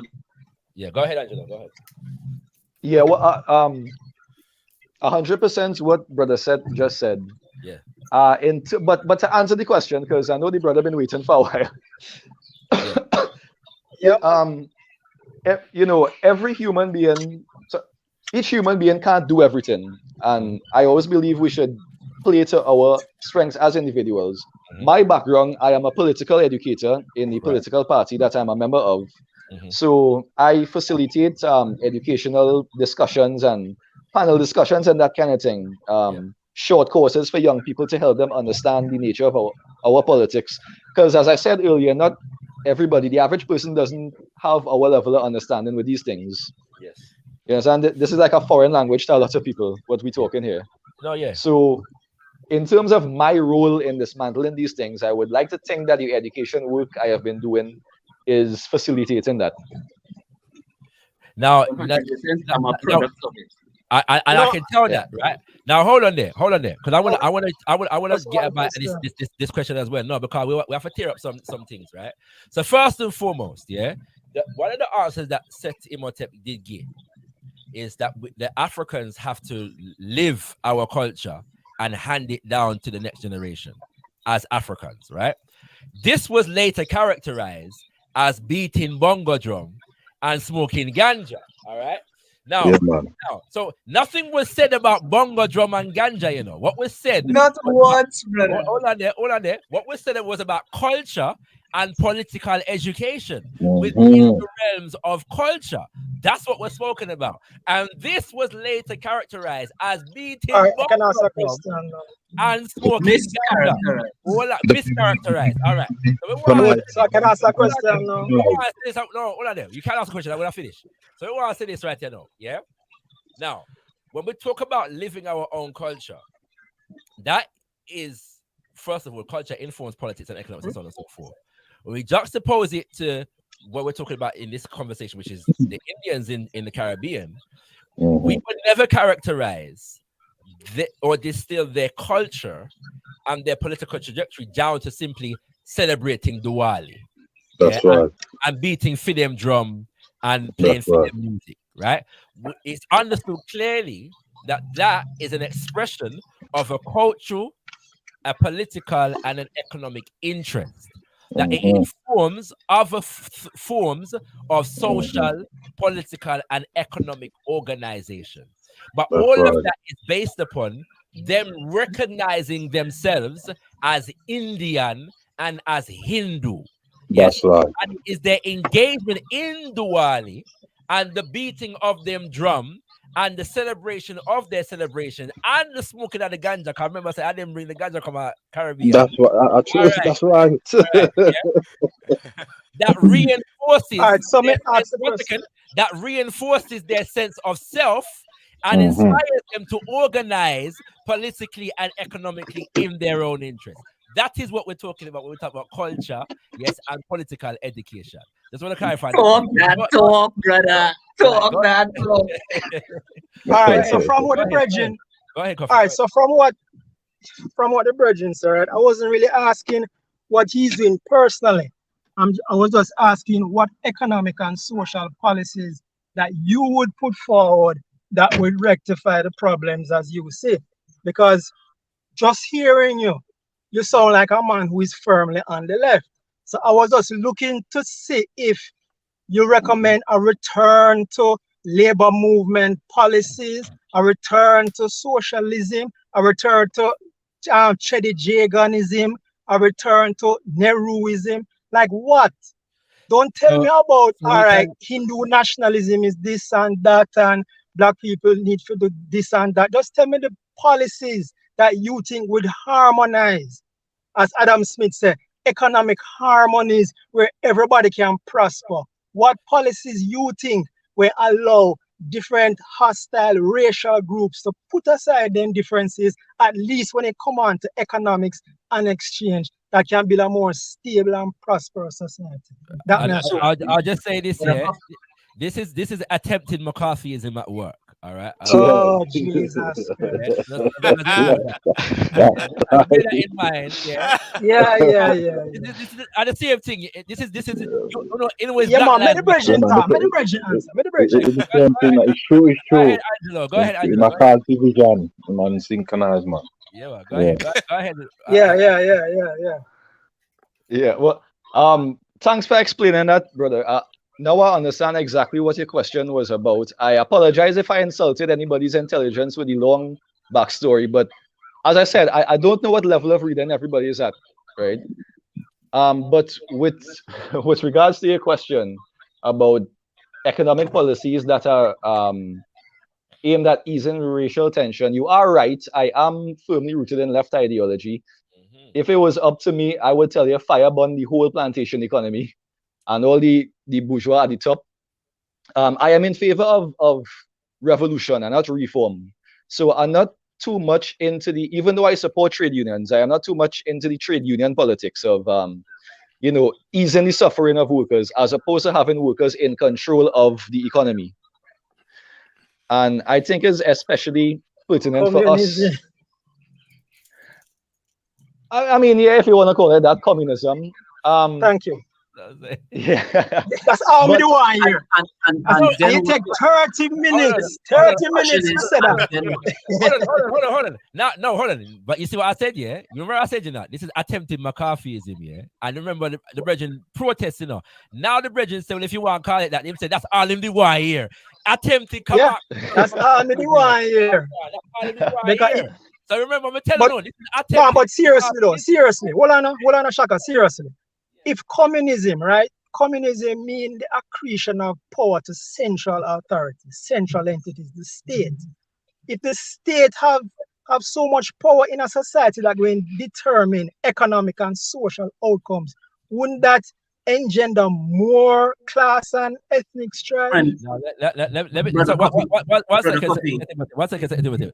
Let me just note the flaw in the question. The question presumes that the economics and wealth are not already subject to central authorities. Yeah, in the political economy that we currently exist within, which is referred to commonly as capitalism. There are central authorities that dominate and control wealth and centralize wealth and concentrate wealth in particular areas of the society. So I just want to point out the flaw in the premise of the question that is being asked. But Uno can go ahead and answer the question. Yeah, I was gonna say, as far as I'm aware, the end goal of communism is no state. So I don't know how you could characterize it as the complete antithesis of its ideology. A socialist state is supposed to be transitionary toward a no-state society. So I don't know. I personally feel like you're mischaracterizing it, but Angelo's definitely better able to answer. Go ahead, Angelo, if you ever answer the question. Yeah, no problem.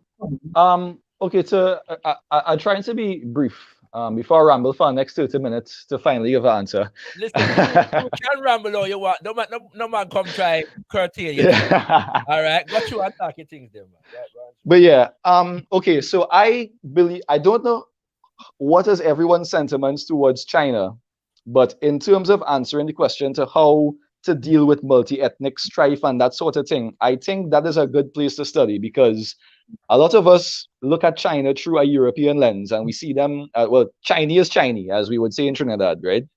Not realizing that China is a country full of different nationalities and ethnicities and all of these regional and cultural differences.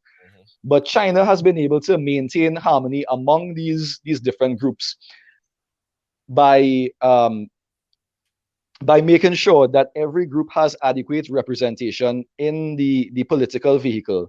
So you would find that even though power may be centralized in a political party, the actual electoral system through which people are elected and able to represent their committees, it is actually very, I don't want to use the word decentralized, but it basically allows for each of China's different ethnic minorities to have equal representation in the Chinese parliament. So I think a model like that gives each... Sorry, you guys, I got cut off, miss everything after what I said. Just quickly repeat for me. Sorry about that. No problem, brother. It's an appropriate intervention. We give thanks. Yeah. Well, ShakaRa was saying that capitalism do what? Oh, I'll come back to that. Let the brethren finish, and I'll come back to what I said. Yeah. Okay. So your concern was that centralized political authority may lead to more racial strife and economic inequality, if I understand it correctly. Yeah. And you are no. He's concerned that centralized authority is not capitalism, as far as he's concerned. I'm not sure that racial strife is the actual point. No, man, don't divert from what I said. We're talking about communism, right? So okay. make the brethren answer in relation to communism. No matter with the whataboutism for now. After the brethren answer, then we can deal with that. Yeah. So I was explaining that a good way to answer that question would be to look at the Chinese model, because I believe, I don't know what your sentiments are towards them, but I believe that they have engineered a good electoral system that allows all of their ethnic minorities to achieve full representation in the Chinese parliament. Because I'm sure that you would know that China is a country of different ethnic groups and, cultural different regional differences with their culture and so on. So China, I believe at least, has been able to achieve that sort of cultural harmony, even though there would be friction, because you can't really undo thousands of years of ethnic conflict in just a few decades, right? So those problems are there, but I think that large-scale conflict and inequality is settled through their...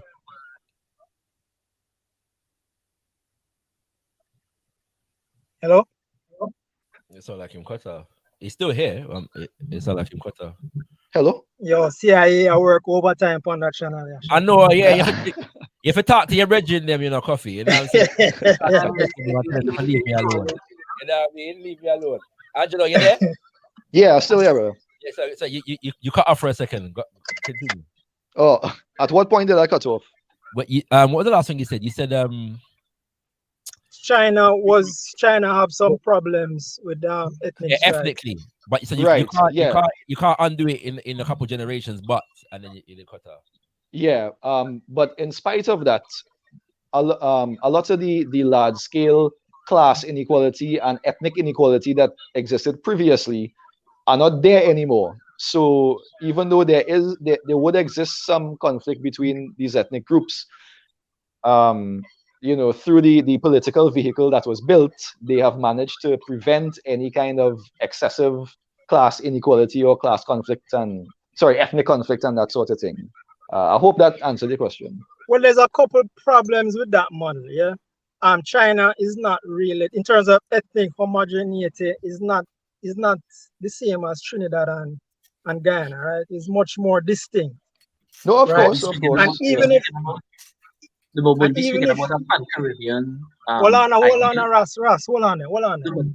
So even if hold on. Wasn't the premise of the discussion a pan-Caribbean discussion where Africans are the majority in most of the Caribbean countries?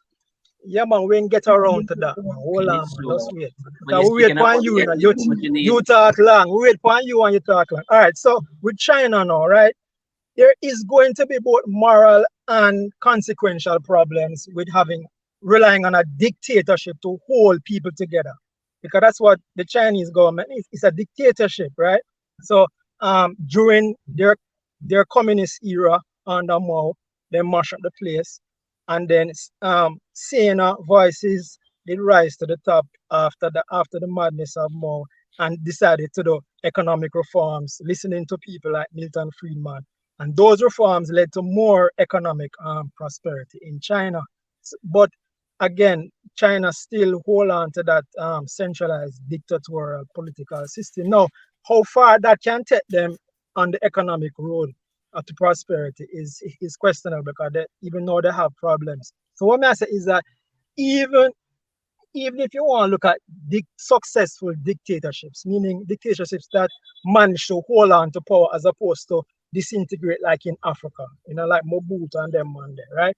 Even if you look at China as a strong government that can strongly hold people together, isn't that a precarious model? Because suppose the government fall. If the government is what's keeping people together, if the central government is what's keeping people together, then suppose it falls, suppose it crumbles. Isn't that putting too much in the hands of central planners for billions of people? Now, this is where my answer to the previous question comes in. Yeah, the line of argument presumes that the economy as it currently stands doesn't have central planners, doesn't concentrate wealth in central areas. Yeah, that major corporations and multinational institutions are not central organizations. And that's a problem, right? Sorry, no, hold on. The problem is that the question would presuppose falsely that situation of those central institutions. I never said that. You are intimating that because you want to be a strong man. 100%. I'm certainly intimating it from your question, because you said central planning as though central planning. All right, let me clarify that. One second. As though so you don't twist my words again. One second. You said it would bring in central planning as though central planning does not already exist. So the issue so let me answer that. One second. The issue is not central planning as a concept. The issue is what particular institutions are the central planners.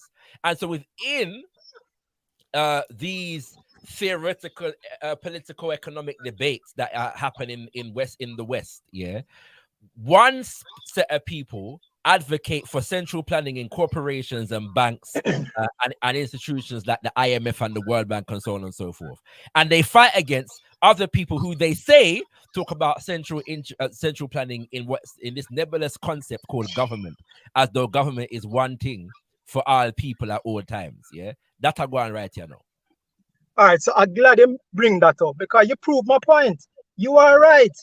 Under the present system, it have a lot of problems. Why? Because you have central authorities. Too much power is concentrated in the government, in supranational entities like the EU, the IMF, the World Bank, the WHO, the Federal Reserve. All these things are JP Morgan.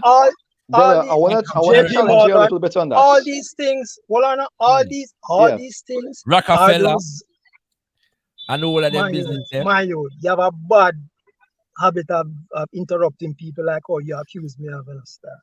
What I say is that, right?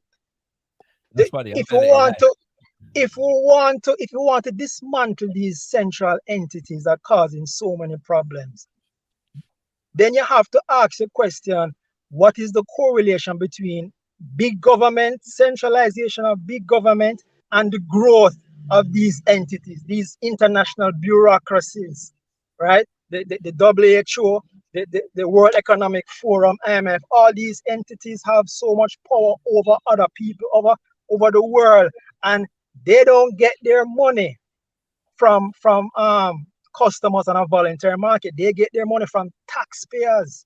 In other words, the taxpayers are forced to finance all these international bureaucracies that work to impoverish I tell you what, the world, right? Impoverish the world and retard global trade, right? Retard or skew global trade in certain groups' favor. And that's what I'm talking about, the centralization of power. Yeah, right. It's not an accident that Klaus Schwab said, you will own nothing and be happy, right? That's communism, right? Centralization of power. Who is this one man that going to have so much power over the world? Where him getting power from? It's not the consumer market. It's politics give them that power. And that's the point I was making. It's a forced dichotomy in the sense of the fact that you cannot separate the consumer market from political considerations and vice versa. And that's how the world work. And the reality is that if no, this is the theory of neoliberalism that has never actually. All right, well, I'll explain to you. Sorry. This is the theory of neoliberalism that has never been actually worked manifested in actuality. Yeah, when we talk about, excuse me. When we talk about these institutions, yeah, the reality, this is why it's good to study history, yeah. Even the book that the brethren brought up a while ago in terms of the Jakarta method, yeah, and what transitioned in global politics between the 1960s and 70s, yeah, was a lot of these institutions that were designed, yeah, to save and stabilize Europe after mass European War II, misnomered World War II, began to adopt an outward trajectory, yes, towards enabling and instituting neocolonialism in places like Africa and the Caribbean, whereby those economies will continue to serve the interests of places like Britain and America. So central planning in relation to those institutions was not divorced, and people like Milton Friedman didn't see the central planning as manifested in the IMF and the World Bank and the World Organization in the 90s and so forth, right, as an impediment to the theory and the spread of neoliberalism. In fact, these were the people who advised the presidents and the prime ministers like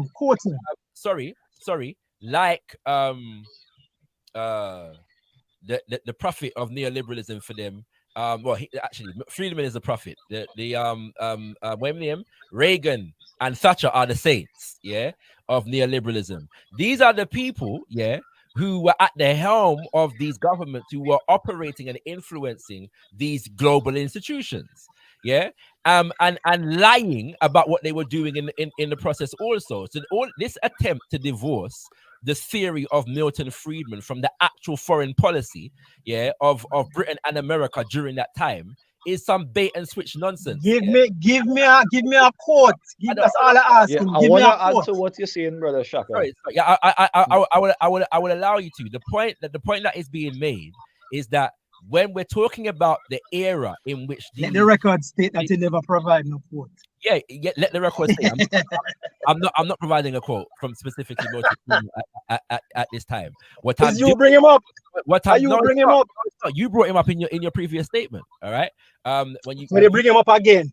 Right? Yeah. I certainly did, because the point that is being made is that these central institutions that began to adopt the power and centralize the power of world economy did so during an era, yes, in which neoliberalism was on the rise, in which they were instituting neoliberal policies in places like Chile, yes, and America, which was successful.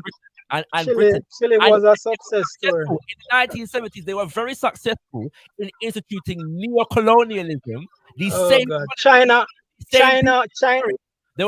and Chile are examples of market reform success. Excuse me, they were very successful. Oh Lord, another day we'll get into Chile, because anyway, but they were very successful in doing so. So the point I'm making is that it's a forced dichotomy that is being. All right, so on the point you made about 1 second, because Angela wanted to come in and respond and answer your question, and also I've got Empress Kush here. Empress Kush, are you here? Hiya. Yeah, I'm here. Hiya. I'm coming to you just after Angela, yeah? So give thanks for your patience also. Angela, go ahead. Answer the question.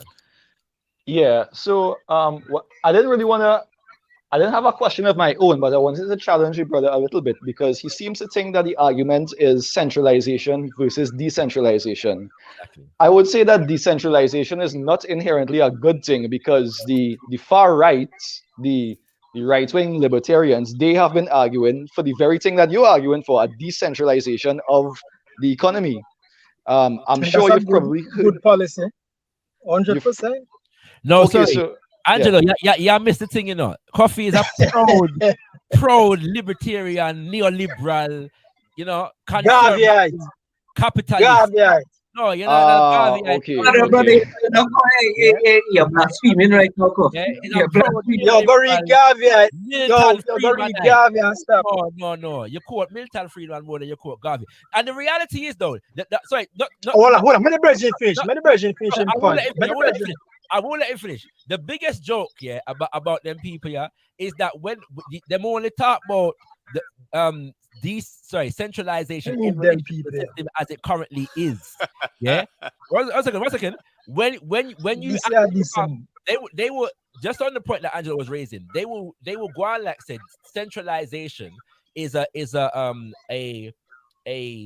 reality separate from the current economic system until you actually flag that up. Then them bring it up. But them don't spend them time around down the government and what the people them name? The Federal Reserve and the Bank of England and Bank of America and the IMF and the world. They don't spend it. They spend them time at come on ShakaRa platform around the yeah, about what we are dealing with that. And that them do. All right, so that's what I'm finding out. Well, I thought this was a gathering of black people. You know, so discriminate. Discriminate, man. When you come, we're gonna point out the contradiction, see and we. Got you, Angelo. Got you. Yeah, brother. Well, okay. Now that I have that information in mind. Yes. Yeah. Okay, so. With regards to the whole liberalization of the economy and how that ties into China being a dictatorship, well, I would respond to that by saying, brother, we already under a dictatorship, the dictatorship of a bourgeois that is inherently a white supremacist, right? When you telling me, you forcing me to live in a system where I have to choose between employment and starvation, you telling me that is not a dictatorship? No, it's not. Because any economic system, you're faced with scarcity and unlimited desires and wants, and therefore you have to find a way of allocating scarce resources. In other words, there is a decision between starving but brother, resources are not scarce. What? resources are not scarce when one third of all the food that is harvested in the world is wasted. Yeah, man, I understand this communist point of view, but I'm just saying that to say that No. to How say is it that communist point of view as opposed to a functional point of view? How would reach that? You mischaracterize it, brother. Brethren, I'm saying that please. I'm just saying that any economic systems, you're gonna face starvation or productivity. You have to produce. You understand? And that's what Garvey said. You have to produce. But unlike the communists, Garvey said the only economic system that can create prosperity and goods and services is the capitalist system. Prove me wrong. Prove me wrong, Shaka. What if productivity with employment? Productivity and employment are not the same thing. Thank you very much. So hold on there. Employment, what you do with employment? And a producer produce goods and brother, services. let me tell you something. Let me ask you something. Employment is just what for, if I tell you, for show. What if I told you that Lenin would agree with you? Yeah, I know. Yeah, communists, come off of the platform. Go ahead. No, but okay, let me clarify what I meant. Lenin understood and recognized that a capitalist system has an ability to produce a large amount of resources in a short space of time. Of course, Mark said that. Yeah, Mark. Well, yeah, right. Sorry, but I was thinking of Lenin because, well, you would know that he would have tried to experiment with a new economic model in the 1920s in the Soviet Union that would have allowed for small amounts of private ownership and that kind of thing. And those people eventually became the kulaks and whatnot. Now, that project was never fully realized because of the Russian Civil War and the Second World War and that kind of thing. But what you are witnessing happening in China right now is actually based on that experiment by Lenin that happened in Russia in the 1920s. What China did they've basically been able to borrow from capitalism, but utilize it without the exploitation. So in other words, what we want commerce, we want productivity, but without the exploitation and the inherent class antagonism. Can you define? Sorry. All on coffee. Sorry, I was actually going to challenge the point that you just made, Angelo, but I do want to respect Empress Kush Udaya. Yeah, of course. Yeah. Let the sister get a chance to speak. I think I'm talking enough. We'll come back. We'll come back if we have time. Yeah. And by the way, I'm gonna try and wrap up in about 20 minutes. Yeah. I forgot to announce it at 10 o'clock, so we'll call it the conversation. It's away, so we know it's end quickly. So I was gonna give it another half an hour. Yeah. So yeah, go ahead, Kushti. First of all, peace to the family and the panel. It's good to have some feminine energy, you know. We don't want nowhere where there's no woman still, you know. So got you. I'm not sure because I feel like, thanks. I didn't want to disturb the flow because it was actually quite interesting. So mine was a bit more earlier to the conversation. Now bring it. We could come back to the conversation that we were just having anyway. So got you. Yeah. Okay. Well, what I was going to say was I was listening to the conversation in regards to Trinidad, and I just want to say, Brother ShakaRa, it's really nice to be able to have this kind of diaspora conversation and really speak to people who are closer to the continent and have direct questions, or for people like myself to just find out some more information or just have a collective conversation. So I just want to give thanks for that. Yes, sir. So my question is going to be along those realms. So forgive me if there's any ignorance. It's just from a place of love and don't apologize, sis. Don't apologize. Okay. All right. So first of all, I just want to clarify: would we say that Trinidad is a majority Indian population, or is it majority African Black? The plurality is Indian right now. I think it's like 32% Indian, 30% African, and then the rest is a mix of African Indian, Chinese, French Creole, Syrian Creole, that kind of stuff. Okay. Yes, so they're not more than 50% is basically what I mean. Sorry, can you say that last part again, please? I'm saying they're just not as much as 50%, but they are the biggest population. Okay. And I heard ShakaRa say something interesting when he said that he's more interested in the African ones in Trinidad in regards to ones who try to disregard their African heritage. Was I correct in hearing that in regards to those kind of lines? Kinda, yeah. What I mean is, what I'm saying is, before we even get to deal with the whatever issues we may have, I shouldn't say before, but it stands to reason that if there are Africans who are anti-African, that presents a significant problem for us who recognize our Africanness, if that makes sense. And there are a number of Africans who are attempting to forge a Caribbean identity that embraces the Indianness of the Indians, that embraces the Chineseness of the Chinese, but also wants to reject the Africanness of the Africans. And that is a fundamental problem, yeah, among us at the moment, as it stands, if that makes sense. Especially if you are African, right? Yes. And are these people would be considered the bourgeoisie in Trinidad? Would they be the Africans, or I'm assuming they would be the Indians? Or am I wrong there? Oh no, I'm talking about. I was talking about specifically Black people, African people. And I wasn't making it specific to Trinidad. I let the brothers from Trinidad answer that from a Trinidad perspective. But I was talking about Africans from the Caribbean in general, even Africans who are not even living in the Caribbean, but are trying to forward a Caribbean identity that is fundamentally anti-African, whilst being embracing of Indian and Chinese. Everything else, yeah. I'm saying. So I've got everything in my background but Black kind of thing. Right, yeah, that kind of thing. Yeah, right. That's what I'm saying. Yeah, that kind of vibes. But I'll let my brothers from Trinidad answer your question specific to Trinidad. From my perspective, at least, can I be heard? Yes, sir. Oh yeah.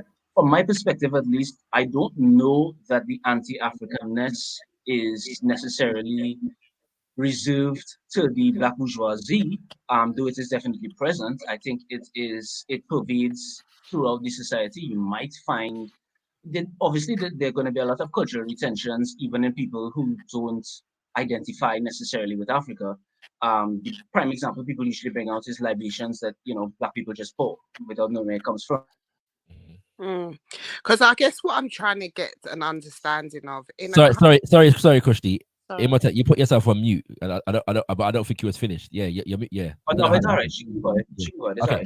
All right. Go ahead, Kushti. Sorry, go ahead. Yeah, I guess what I'm trying to figure out is in a country where you're not, where fundamentally it's African, but majority is not. And when I was hearing you talk about a certain party, I think it was BNP or something, I could be murdering it, I'm sorry. But you said that they have actually got an anti-African agenda as well.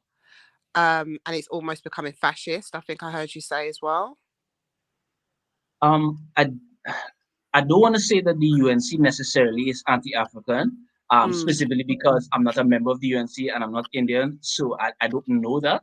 But more specifically, a lot of people who profess support for the UNC seem to be performing racism and bigotry very openly on the internet. That might be the most accurate way to say.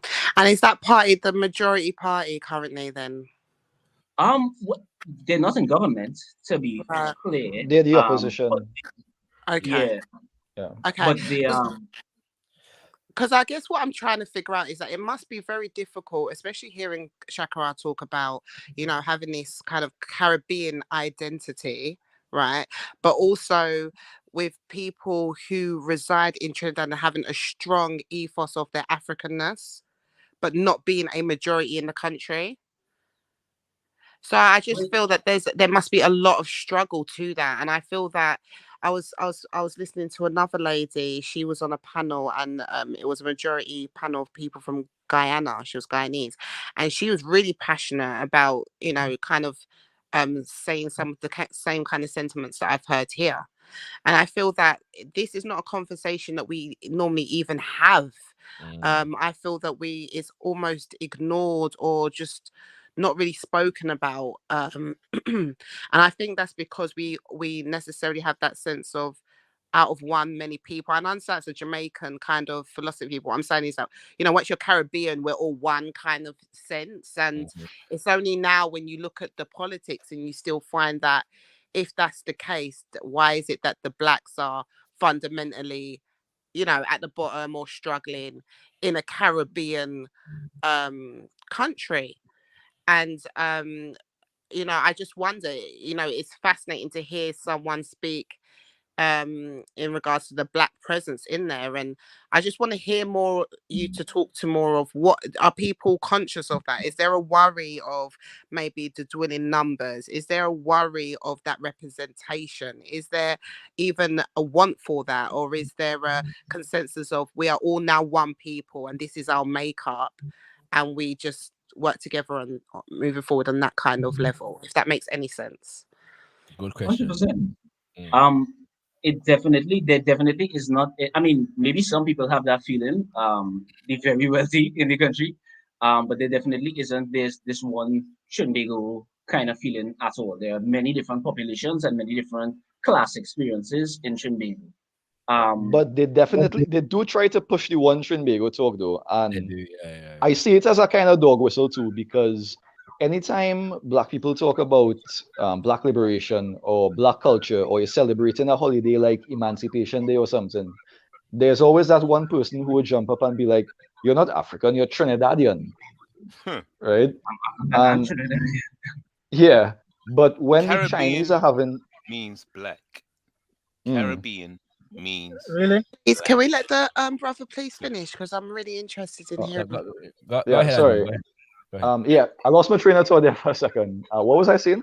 You were saying that whenever somebody come and say right, like, yes, we are all Trinidadian. So you're not Trinidad, you're not African, you're Trinidadian, yeah. But when the Hindus are having their day, or the Chinese are having their day, you know, nobody reminds them that really you're not Chinese or you're not Indian or Hindu. You only ever hear that in black spaces. It's also a narrative that was pushed by our first Prime Minister, Dr. Eric Williams, who said that there is no Mother Africa and no Mother India, there is only Mother Trinidad. And while there is a lot of overt anti-blackness coming from the opposition party that we spent some time talking about, I would even say that some of that anti-blackness comes from the PNM, the party that claims to represent the black people in Trinidad.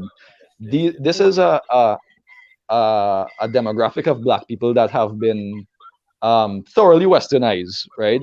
They send their children to foreign schools. They knock wine glasses with the white bourgeois or the Syrian bourgeois and that kind of thing. Their ambition is to sit at their table, basically. I hope that makes sense. Yeah, it So, does.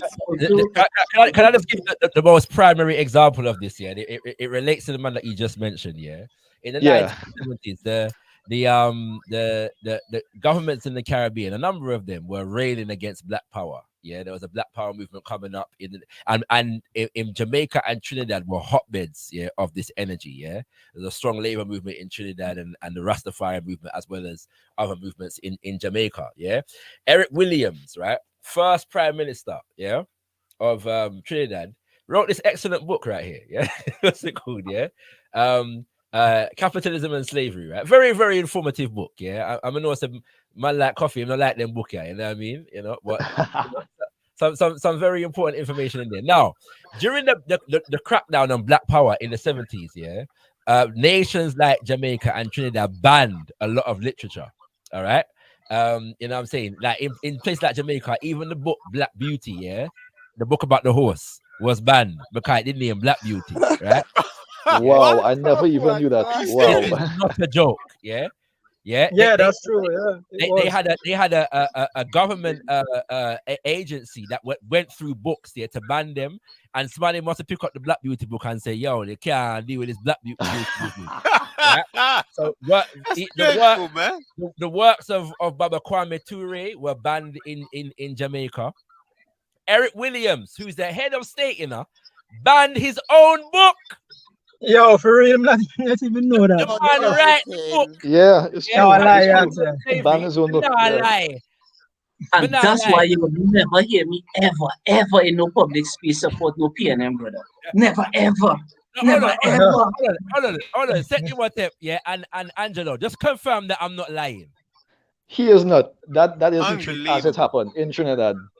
Yeah.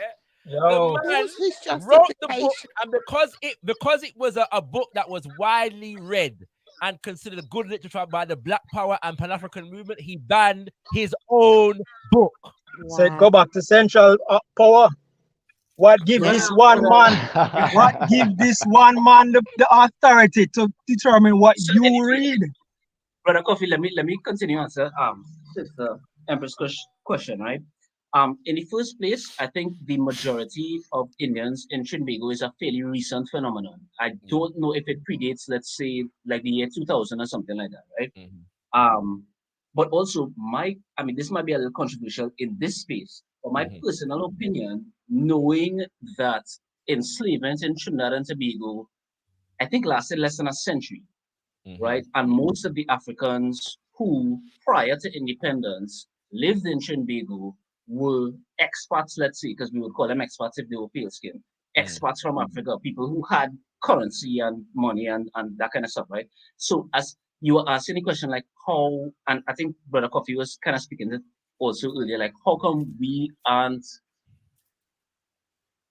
as advanced as we should be? And Angela will definitely be able to better answer in terms of the labor question. But I personally think it is a lack of financial responsibility on our own parts, which is why I kind of don't mind Brother Coffee like bringing in the economics and the conversations and things. I just think that the direction he's taking is always fairly disingenuous. It's a neoliberal, you know. So we just have to entertain that vibration. Yes, but yeah. So I I'm not a personally think that, neoliberal, Bridget.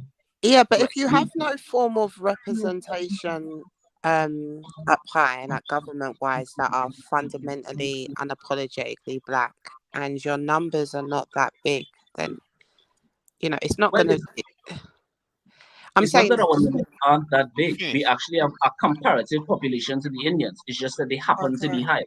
Yeah, it's just a But she make a very, good very point. marginal She make a difference. good point. If politics is so central to different groups, different racial groups, economic progress, then you being a minority, you're in a trouble. That's But right. okay, And so that's what two it things. is saying. No, two questions, two responses to the question. In the first place, Angelo already kind of answered that when he said that the PNM professes to be the African party, the party that supports Africans, but they do not in reality. What I will say is that most of the infrastructure gains and the social projects that go on in Trinidad and Tobago are the result of the PNM. As far as I'm concerned, they have actually been the better governing party in Trinidad and Tobago during its history. Can I just However, ask a quick question in there? sure, The PNM, are they majority African then? Africans No. in the majority vote for the PNM. But And the representatives, representations, the people. And there's Indian in them. the Yes, representatives are majority. Sorry, you go ahead, Andrew. yeah, the party is majority black, but the highest posts in the party are non-blacks. So, for example, Oh my God. yeah, the Attorney General,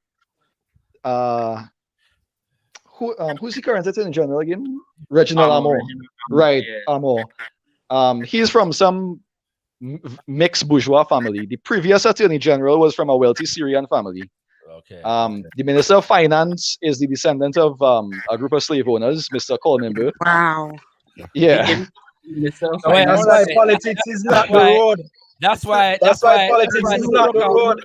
That's why the soca man can't get the funding right now, isn't it? That's why the soca man can't get the funding. Yeah. Exactly.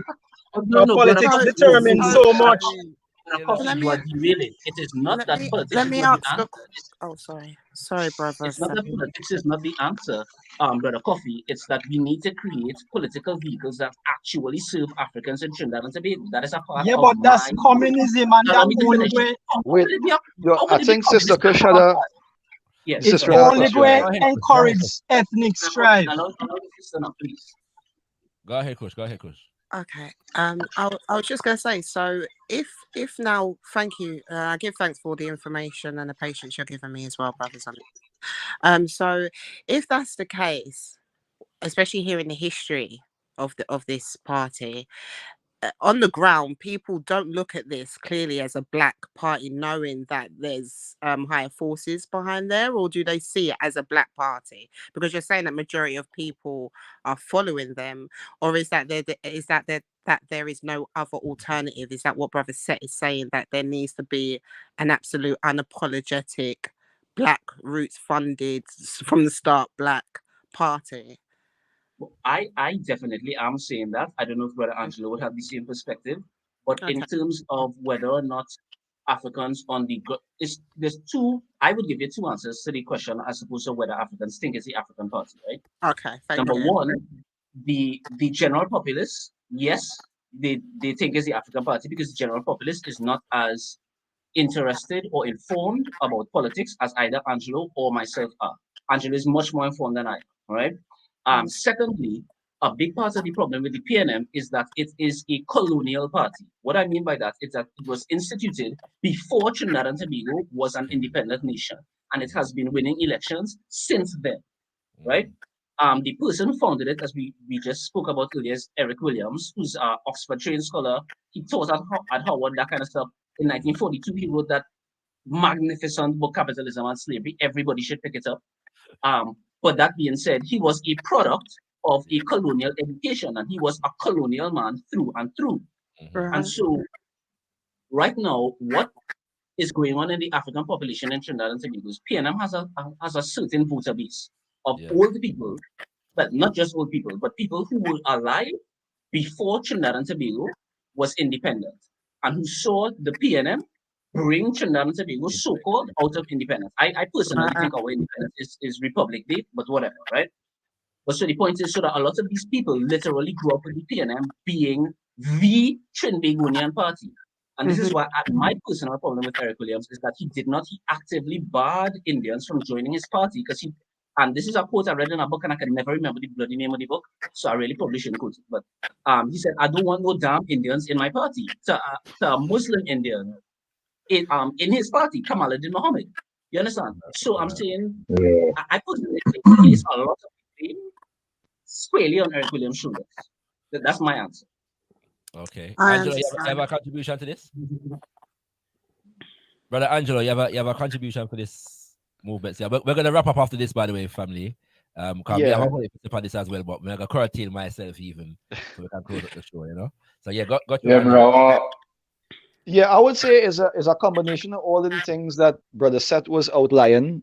There are some people who have not really been sold on the idea that the PNM is the party of black people. However, a lot of people feel inclined to vote for them primarily because of the racism, the overt racism of the UNC. Right. It drives a lot of undecided black voters to the PNM. Right. So while they may not have much confidence in the PNM, they definitely don't want the UNC to win. So it's that kind of catch-22 situation. It's the better of both evils. Yeah. Yeah. And so until we have that unapologetically black party, or I shouldn't even say black, African party, hopefully in my case, Pan-African, Pan-Caribbean party, that is one of my projects, we're going to be stuck in the same situation. And also constitutional reform so that it's not the You know what? We have to have more of them conversation, yeah. I'm very. I met my closing statement. Hold on, man.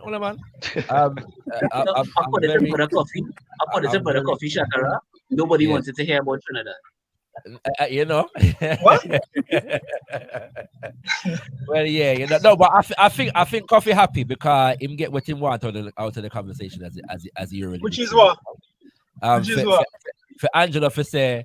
Well, if you want to call it that, when you bring communism, you get your McCarthyist, you know, because he's usually starved of that energy. You see, you have to understand that. You always assume the worst. Why is that?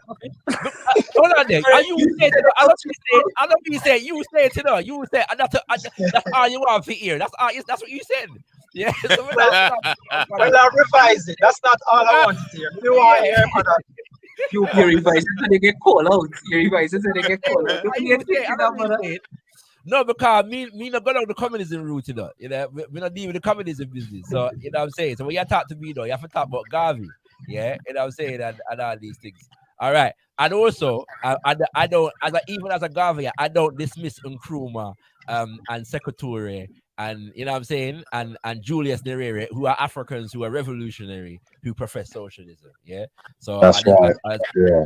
and we Well, all our we just them, we want, love them. we just want to say, Hold on there. Yeah, I will love them. I will not dash them with. But before I come to you, Coffee, you will get a closing word.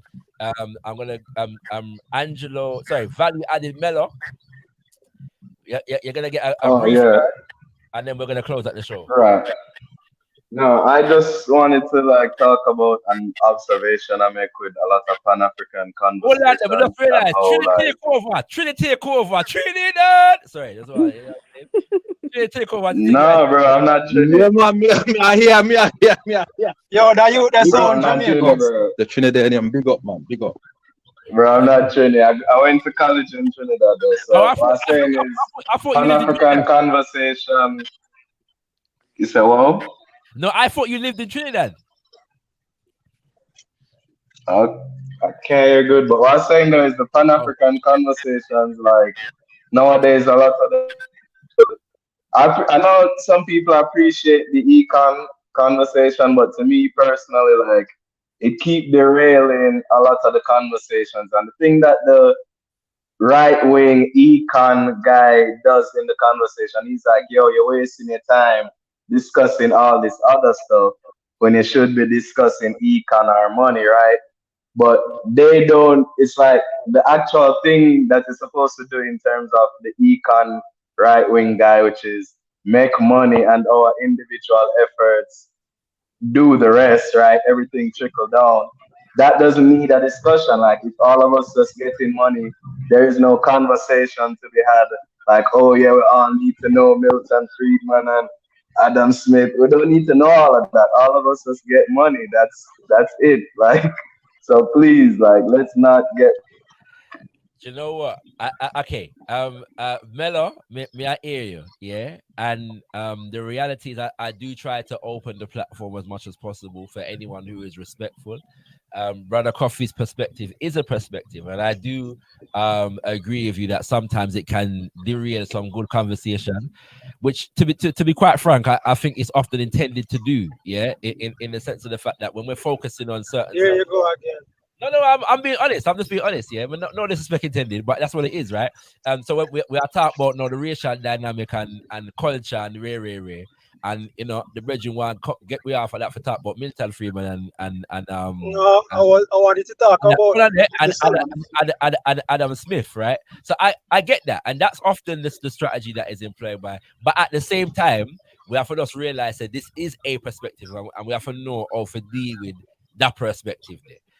But I do hear you, and we will create more platforms to get deeper in the conversation than we are talking about in terms of censorship that you don't want. Well, I mean that's McCarthyism is censorship.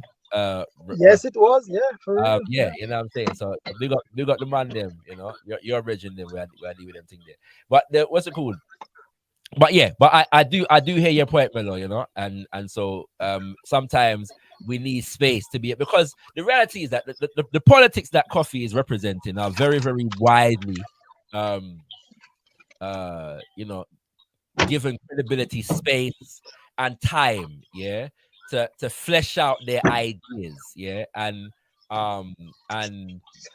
in fact, when you study the history of people like Milton and Friedman, they were involved in whole societies when they just get together and just debate for hours and days and weeks, yeah, and they were able to get certain levels of influence on the political and economic system because they spent a lot of time just in study and research and formulating their ideas, yeah, and so you do need that unimpeded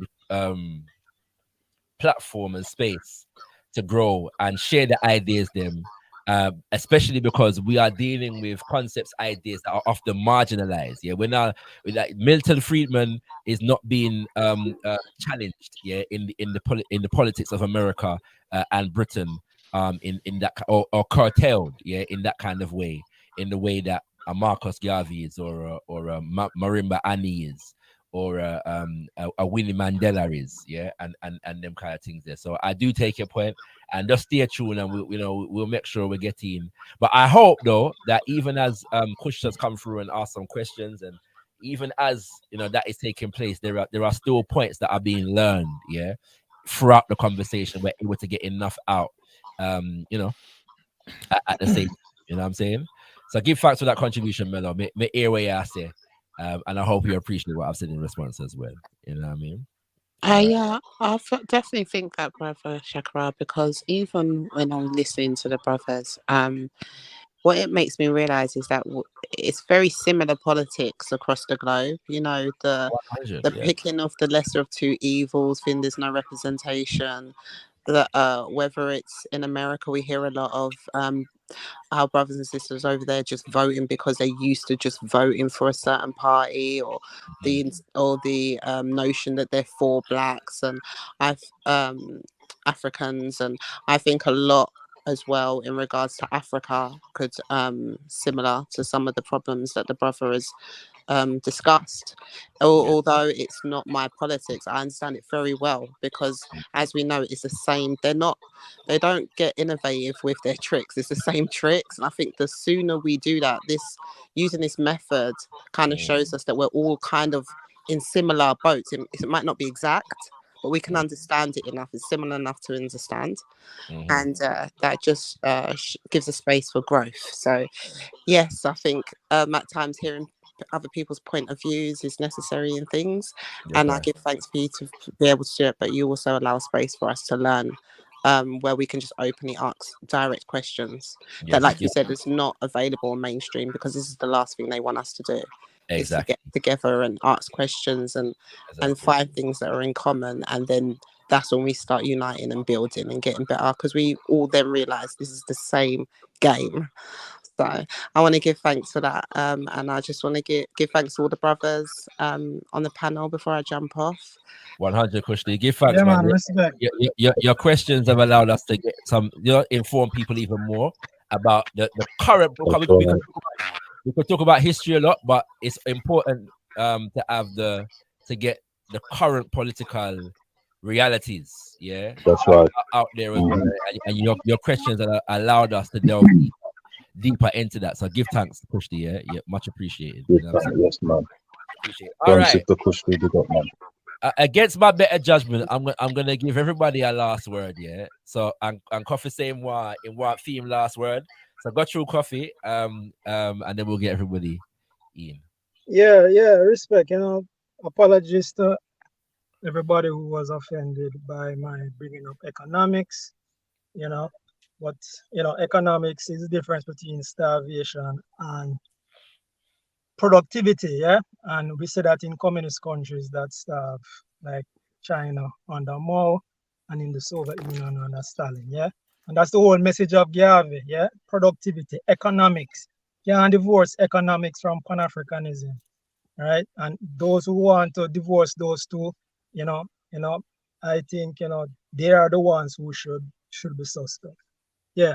So let me say, the problems in places like Trinidad similar to Jamaica, but instead of racial, it's just political and tribal. Yeah, the more you center power in the political arena, is the more groups are gonna fight over that arena to gain whatever benefits. Because nobody wants to lose. It's a zero-sum game. Yeah. So the solution to all these kind of ethnic, racial, and class divide is self-ownership, property rights, and voluntary exchange. That has been shown over and over again by empirical studies, by examples, that all countries that adopt liberalism or forms of liberalism, they become more tolerant, they become more prosperous.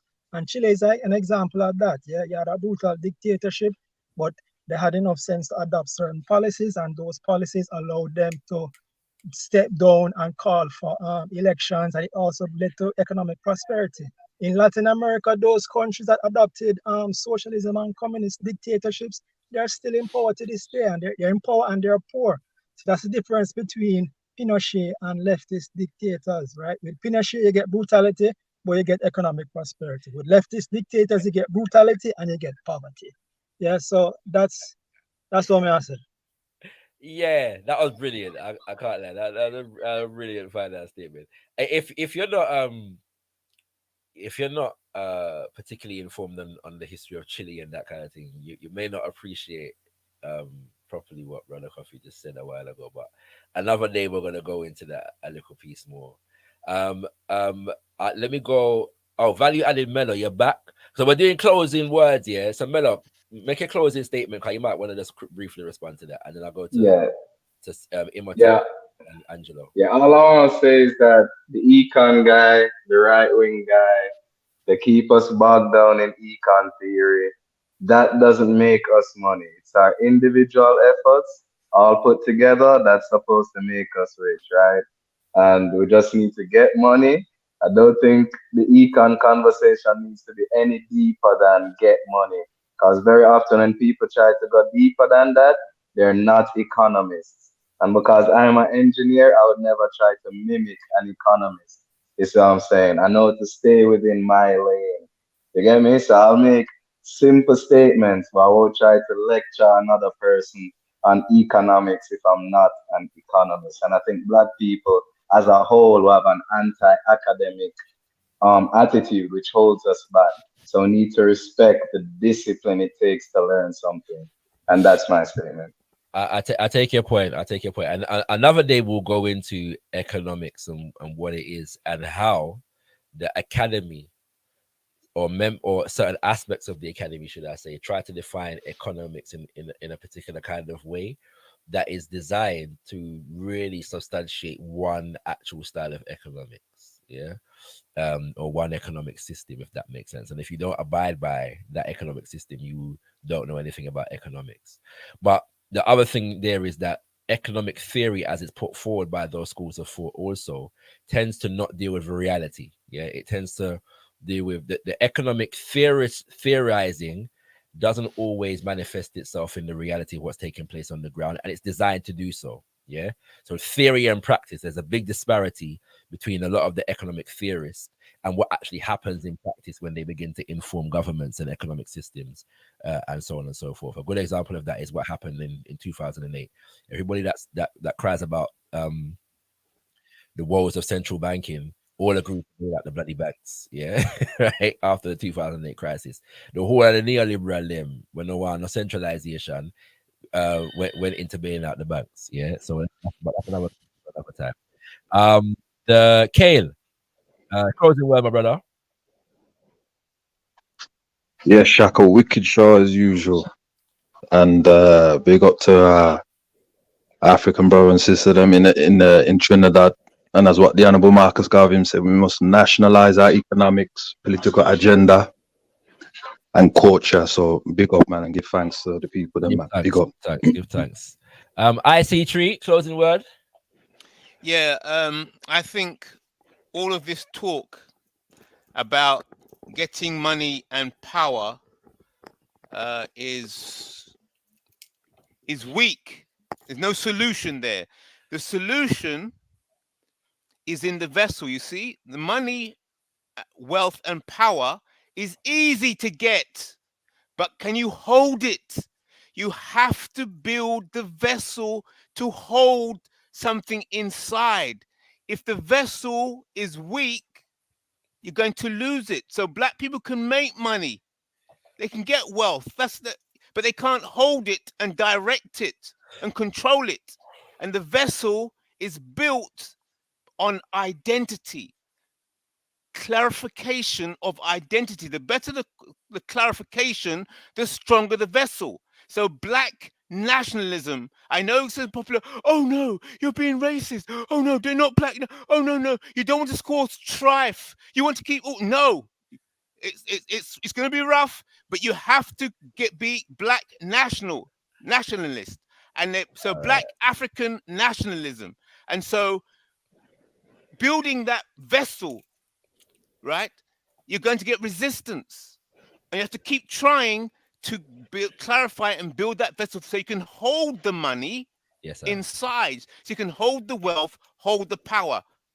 That's it. Thank you very much, ICG. Give thanks for your contributions as always. Setem Imhotep. Peace, brother. So well, my brain kind of scattered, so I cannot wrote down everything I wanted to say, right? Go ahead. So firstly, after Brother ShakaRa claimed Pan-African nationalism, not black nationalism, right? I just started. And I kind of agree that economics is a necessary conversation for us to be having, because it's like it is woefully absent from a lot of the, let's say, Black conscious conversations that happen in the network, right? But the angle that, this is my opinion, obviously, but the angle that Brother Coffee approaches it from is genuinely always disingenuous, and that's my way, and it's unproductive again, my way, and the idea, separately from that, like the idea that socialist societies are inherently unproductive when every single one was under siege by capitalist superpowers from their very inception is another disingenuous argument. Now, socialism and socialist societies have never existed except under siege from capitalist powers. You understand what I mean? Even now, they're stoking anti-China propaganda in the United States because China is actively improving past. I mean, China is not like no communist utopia or anything like that. That's not what I'm trying to say, but I'm just saying it is the most successful beside Cuba so far. And it continues to be under siege, you understand? I also wanted to say, because I was reading the chat a lot throughout the show, that people in the chat seem to concur with Brother Melu that Brother Coffee is derailing the conversation away from what they want to hear. So I just put that out there, right? Also, I want to give thanks for Sister Empress Kush for coming on and cementing the audience's interest in diasporic history and contemporary politics. I want to big up Brother ShakaRa for the platform and all of the work that he does. And also, I didn't want to bring it up earlier because people were talking, but my pops actually jumped in the chat and asked a question saying, why is there? So I wanted to leave this question with you, and hopefully in your outro, you could maybe address it, right? He said, why is there reconsideration of political systems that have historically proven that they lack equality of peoples? Now, I don't know if he was speaking about communism or socialism or capitalism at the time, but I don't know if you want to address any of those. I'll paste it in the back chat. May I try and look for the question? Now, I'll paste it in the back chat here so that you have it. Say again? I'm pasting it in the back chat. You'll have it. Okay, cool. Give thanks. I mistake. Big up, Pops. Yeah, big up yourself, Pops. You know what I mean? Big up yourself. Why is there a reconsideration of political systems that have historically proven that they lack equality of peoples? All right, so that's a big question, so we won't get into the full answer of that today. But yeah, I'll try to address it as best as possible. My brother Angelo, and the more Trinity come through the thing, like Trinity's on my list of places to visit, but the brothers are making it go up the list. You know what I'm saying? Like, you know what I mean? So you're welcome anytime, brother. I mean, well, come and break bread with no proper, you know what I mean?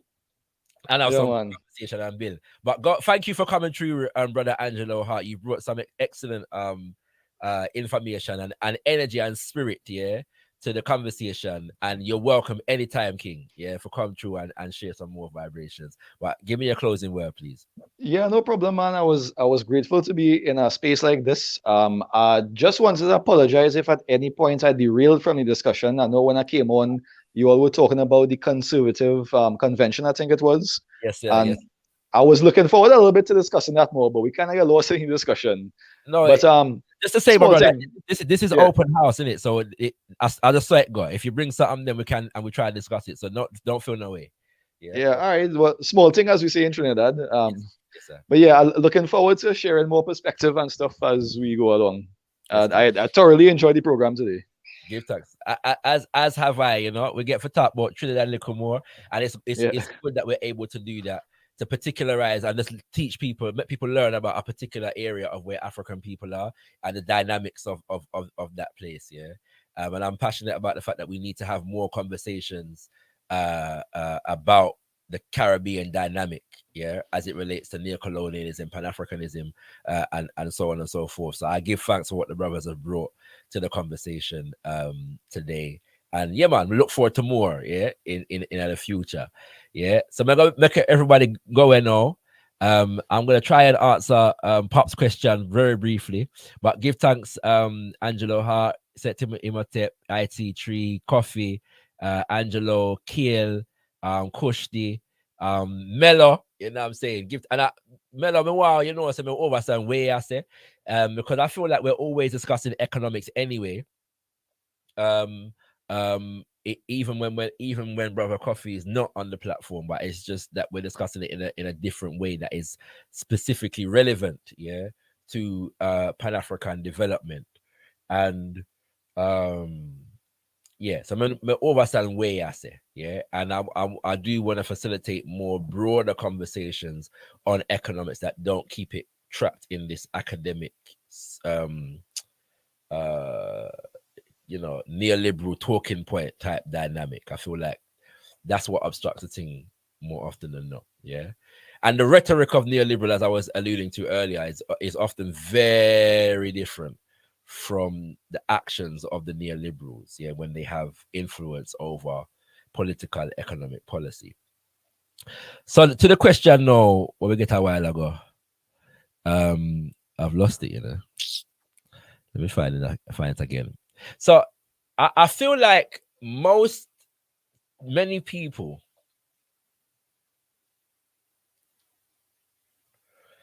don't actually consider the historical systems to have failed, yeah, and or believe that it can or will succeed at some point in the future, yeah. And so I think that we engage in these reasonings because we're still educating ourselves and each other about those subjects, those matters, yeah.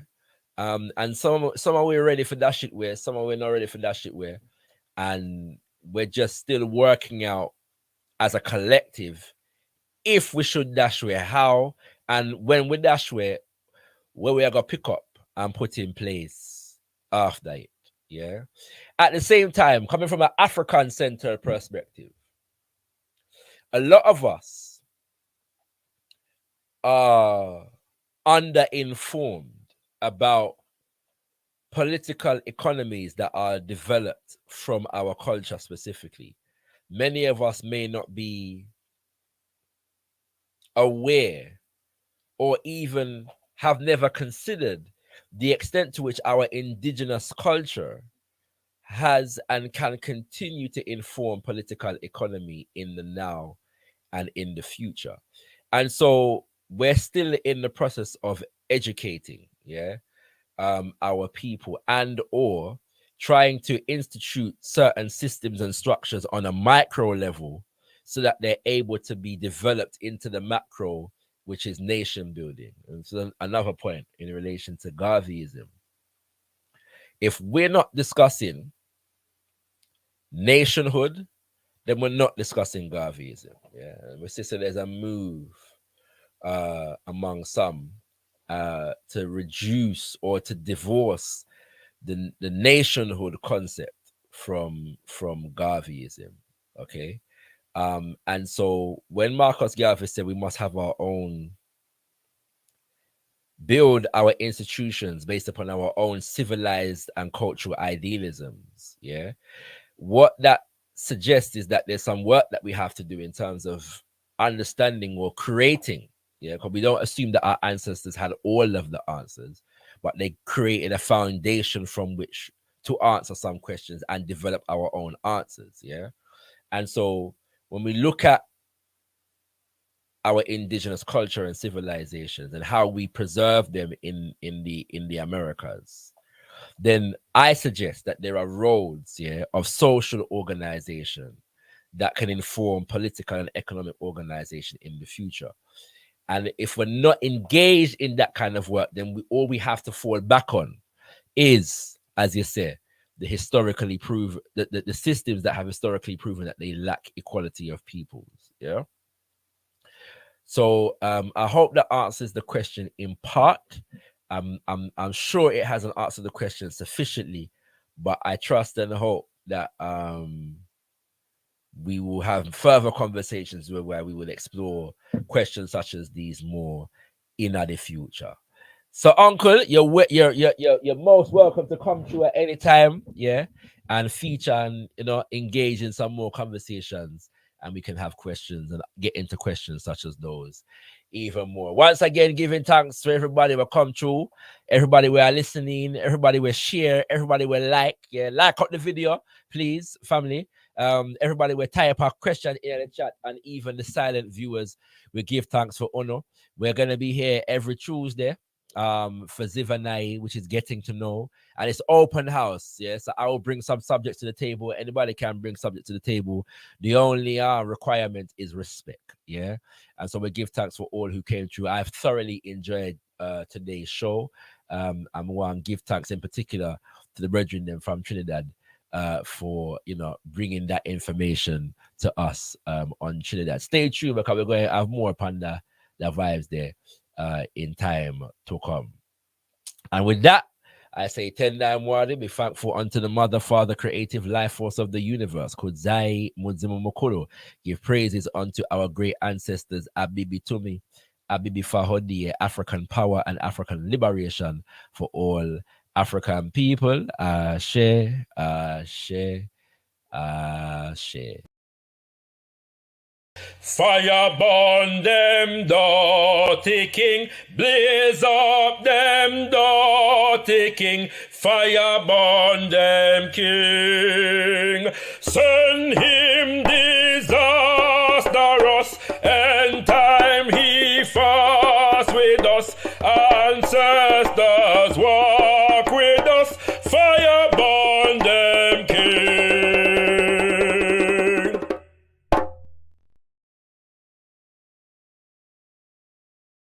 Mina bakabusi nengre, mine pele obiama. Mina bakabusi nengre, me fele sama. Mina bakabusi nengre, mine pele obiama. Mina bakabusi nengre,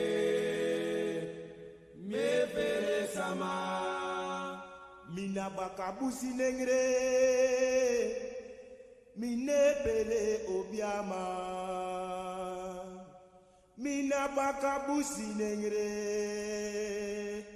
me fele sama. Mina bakabusi nengre, mine pele obiama. Mina bakabusi nengre, me fele sama.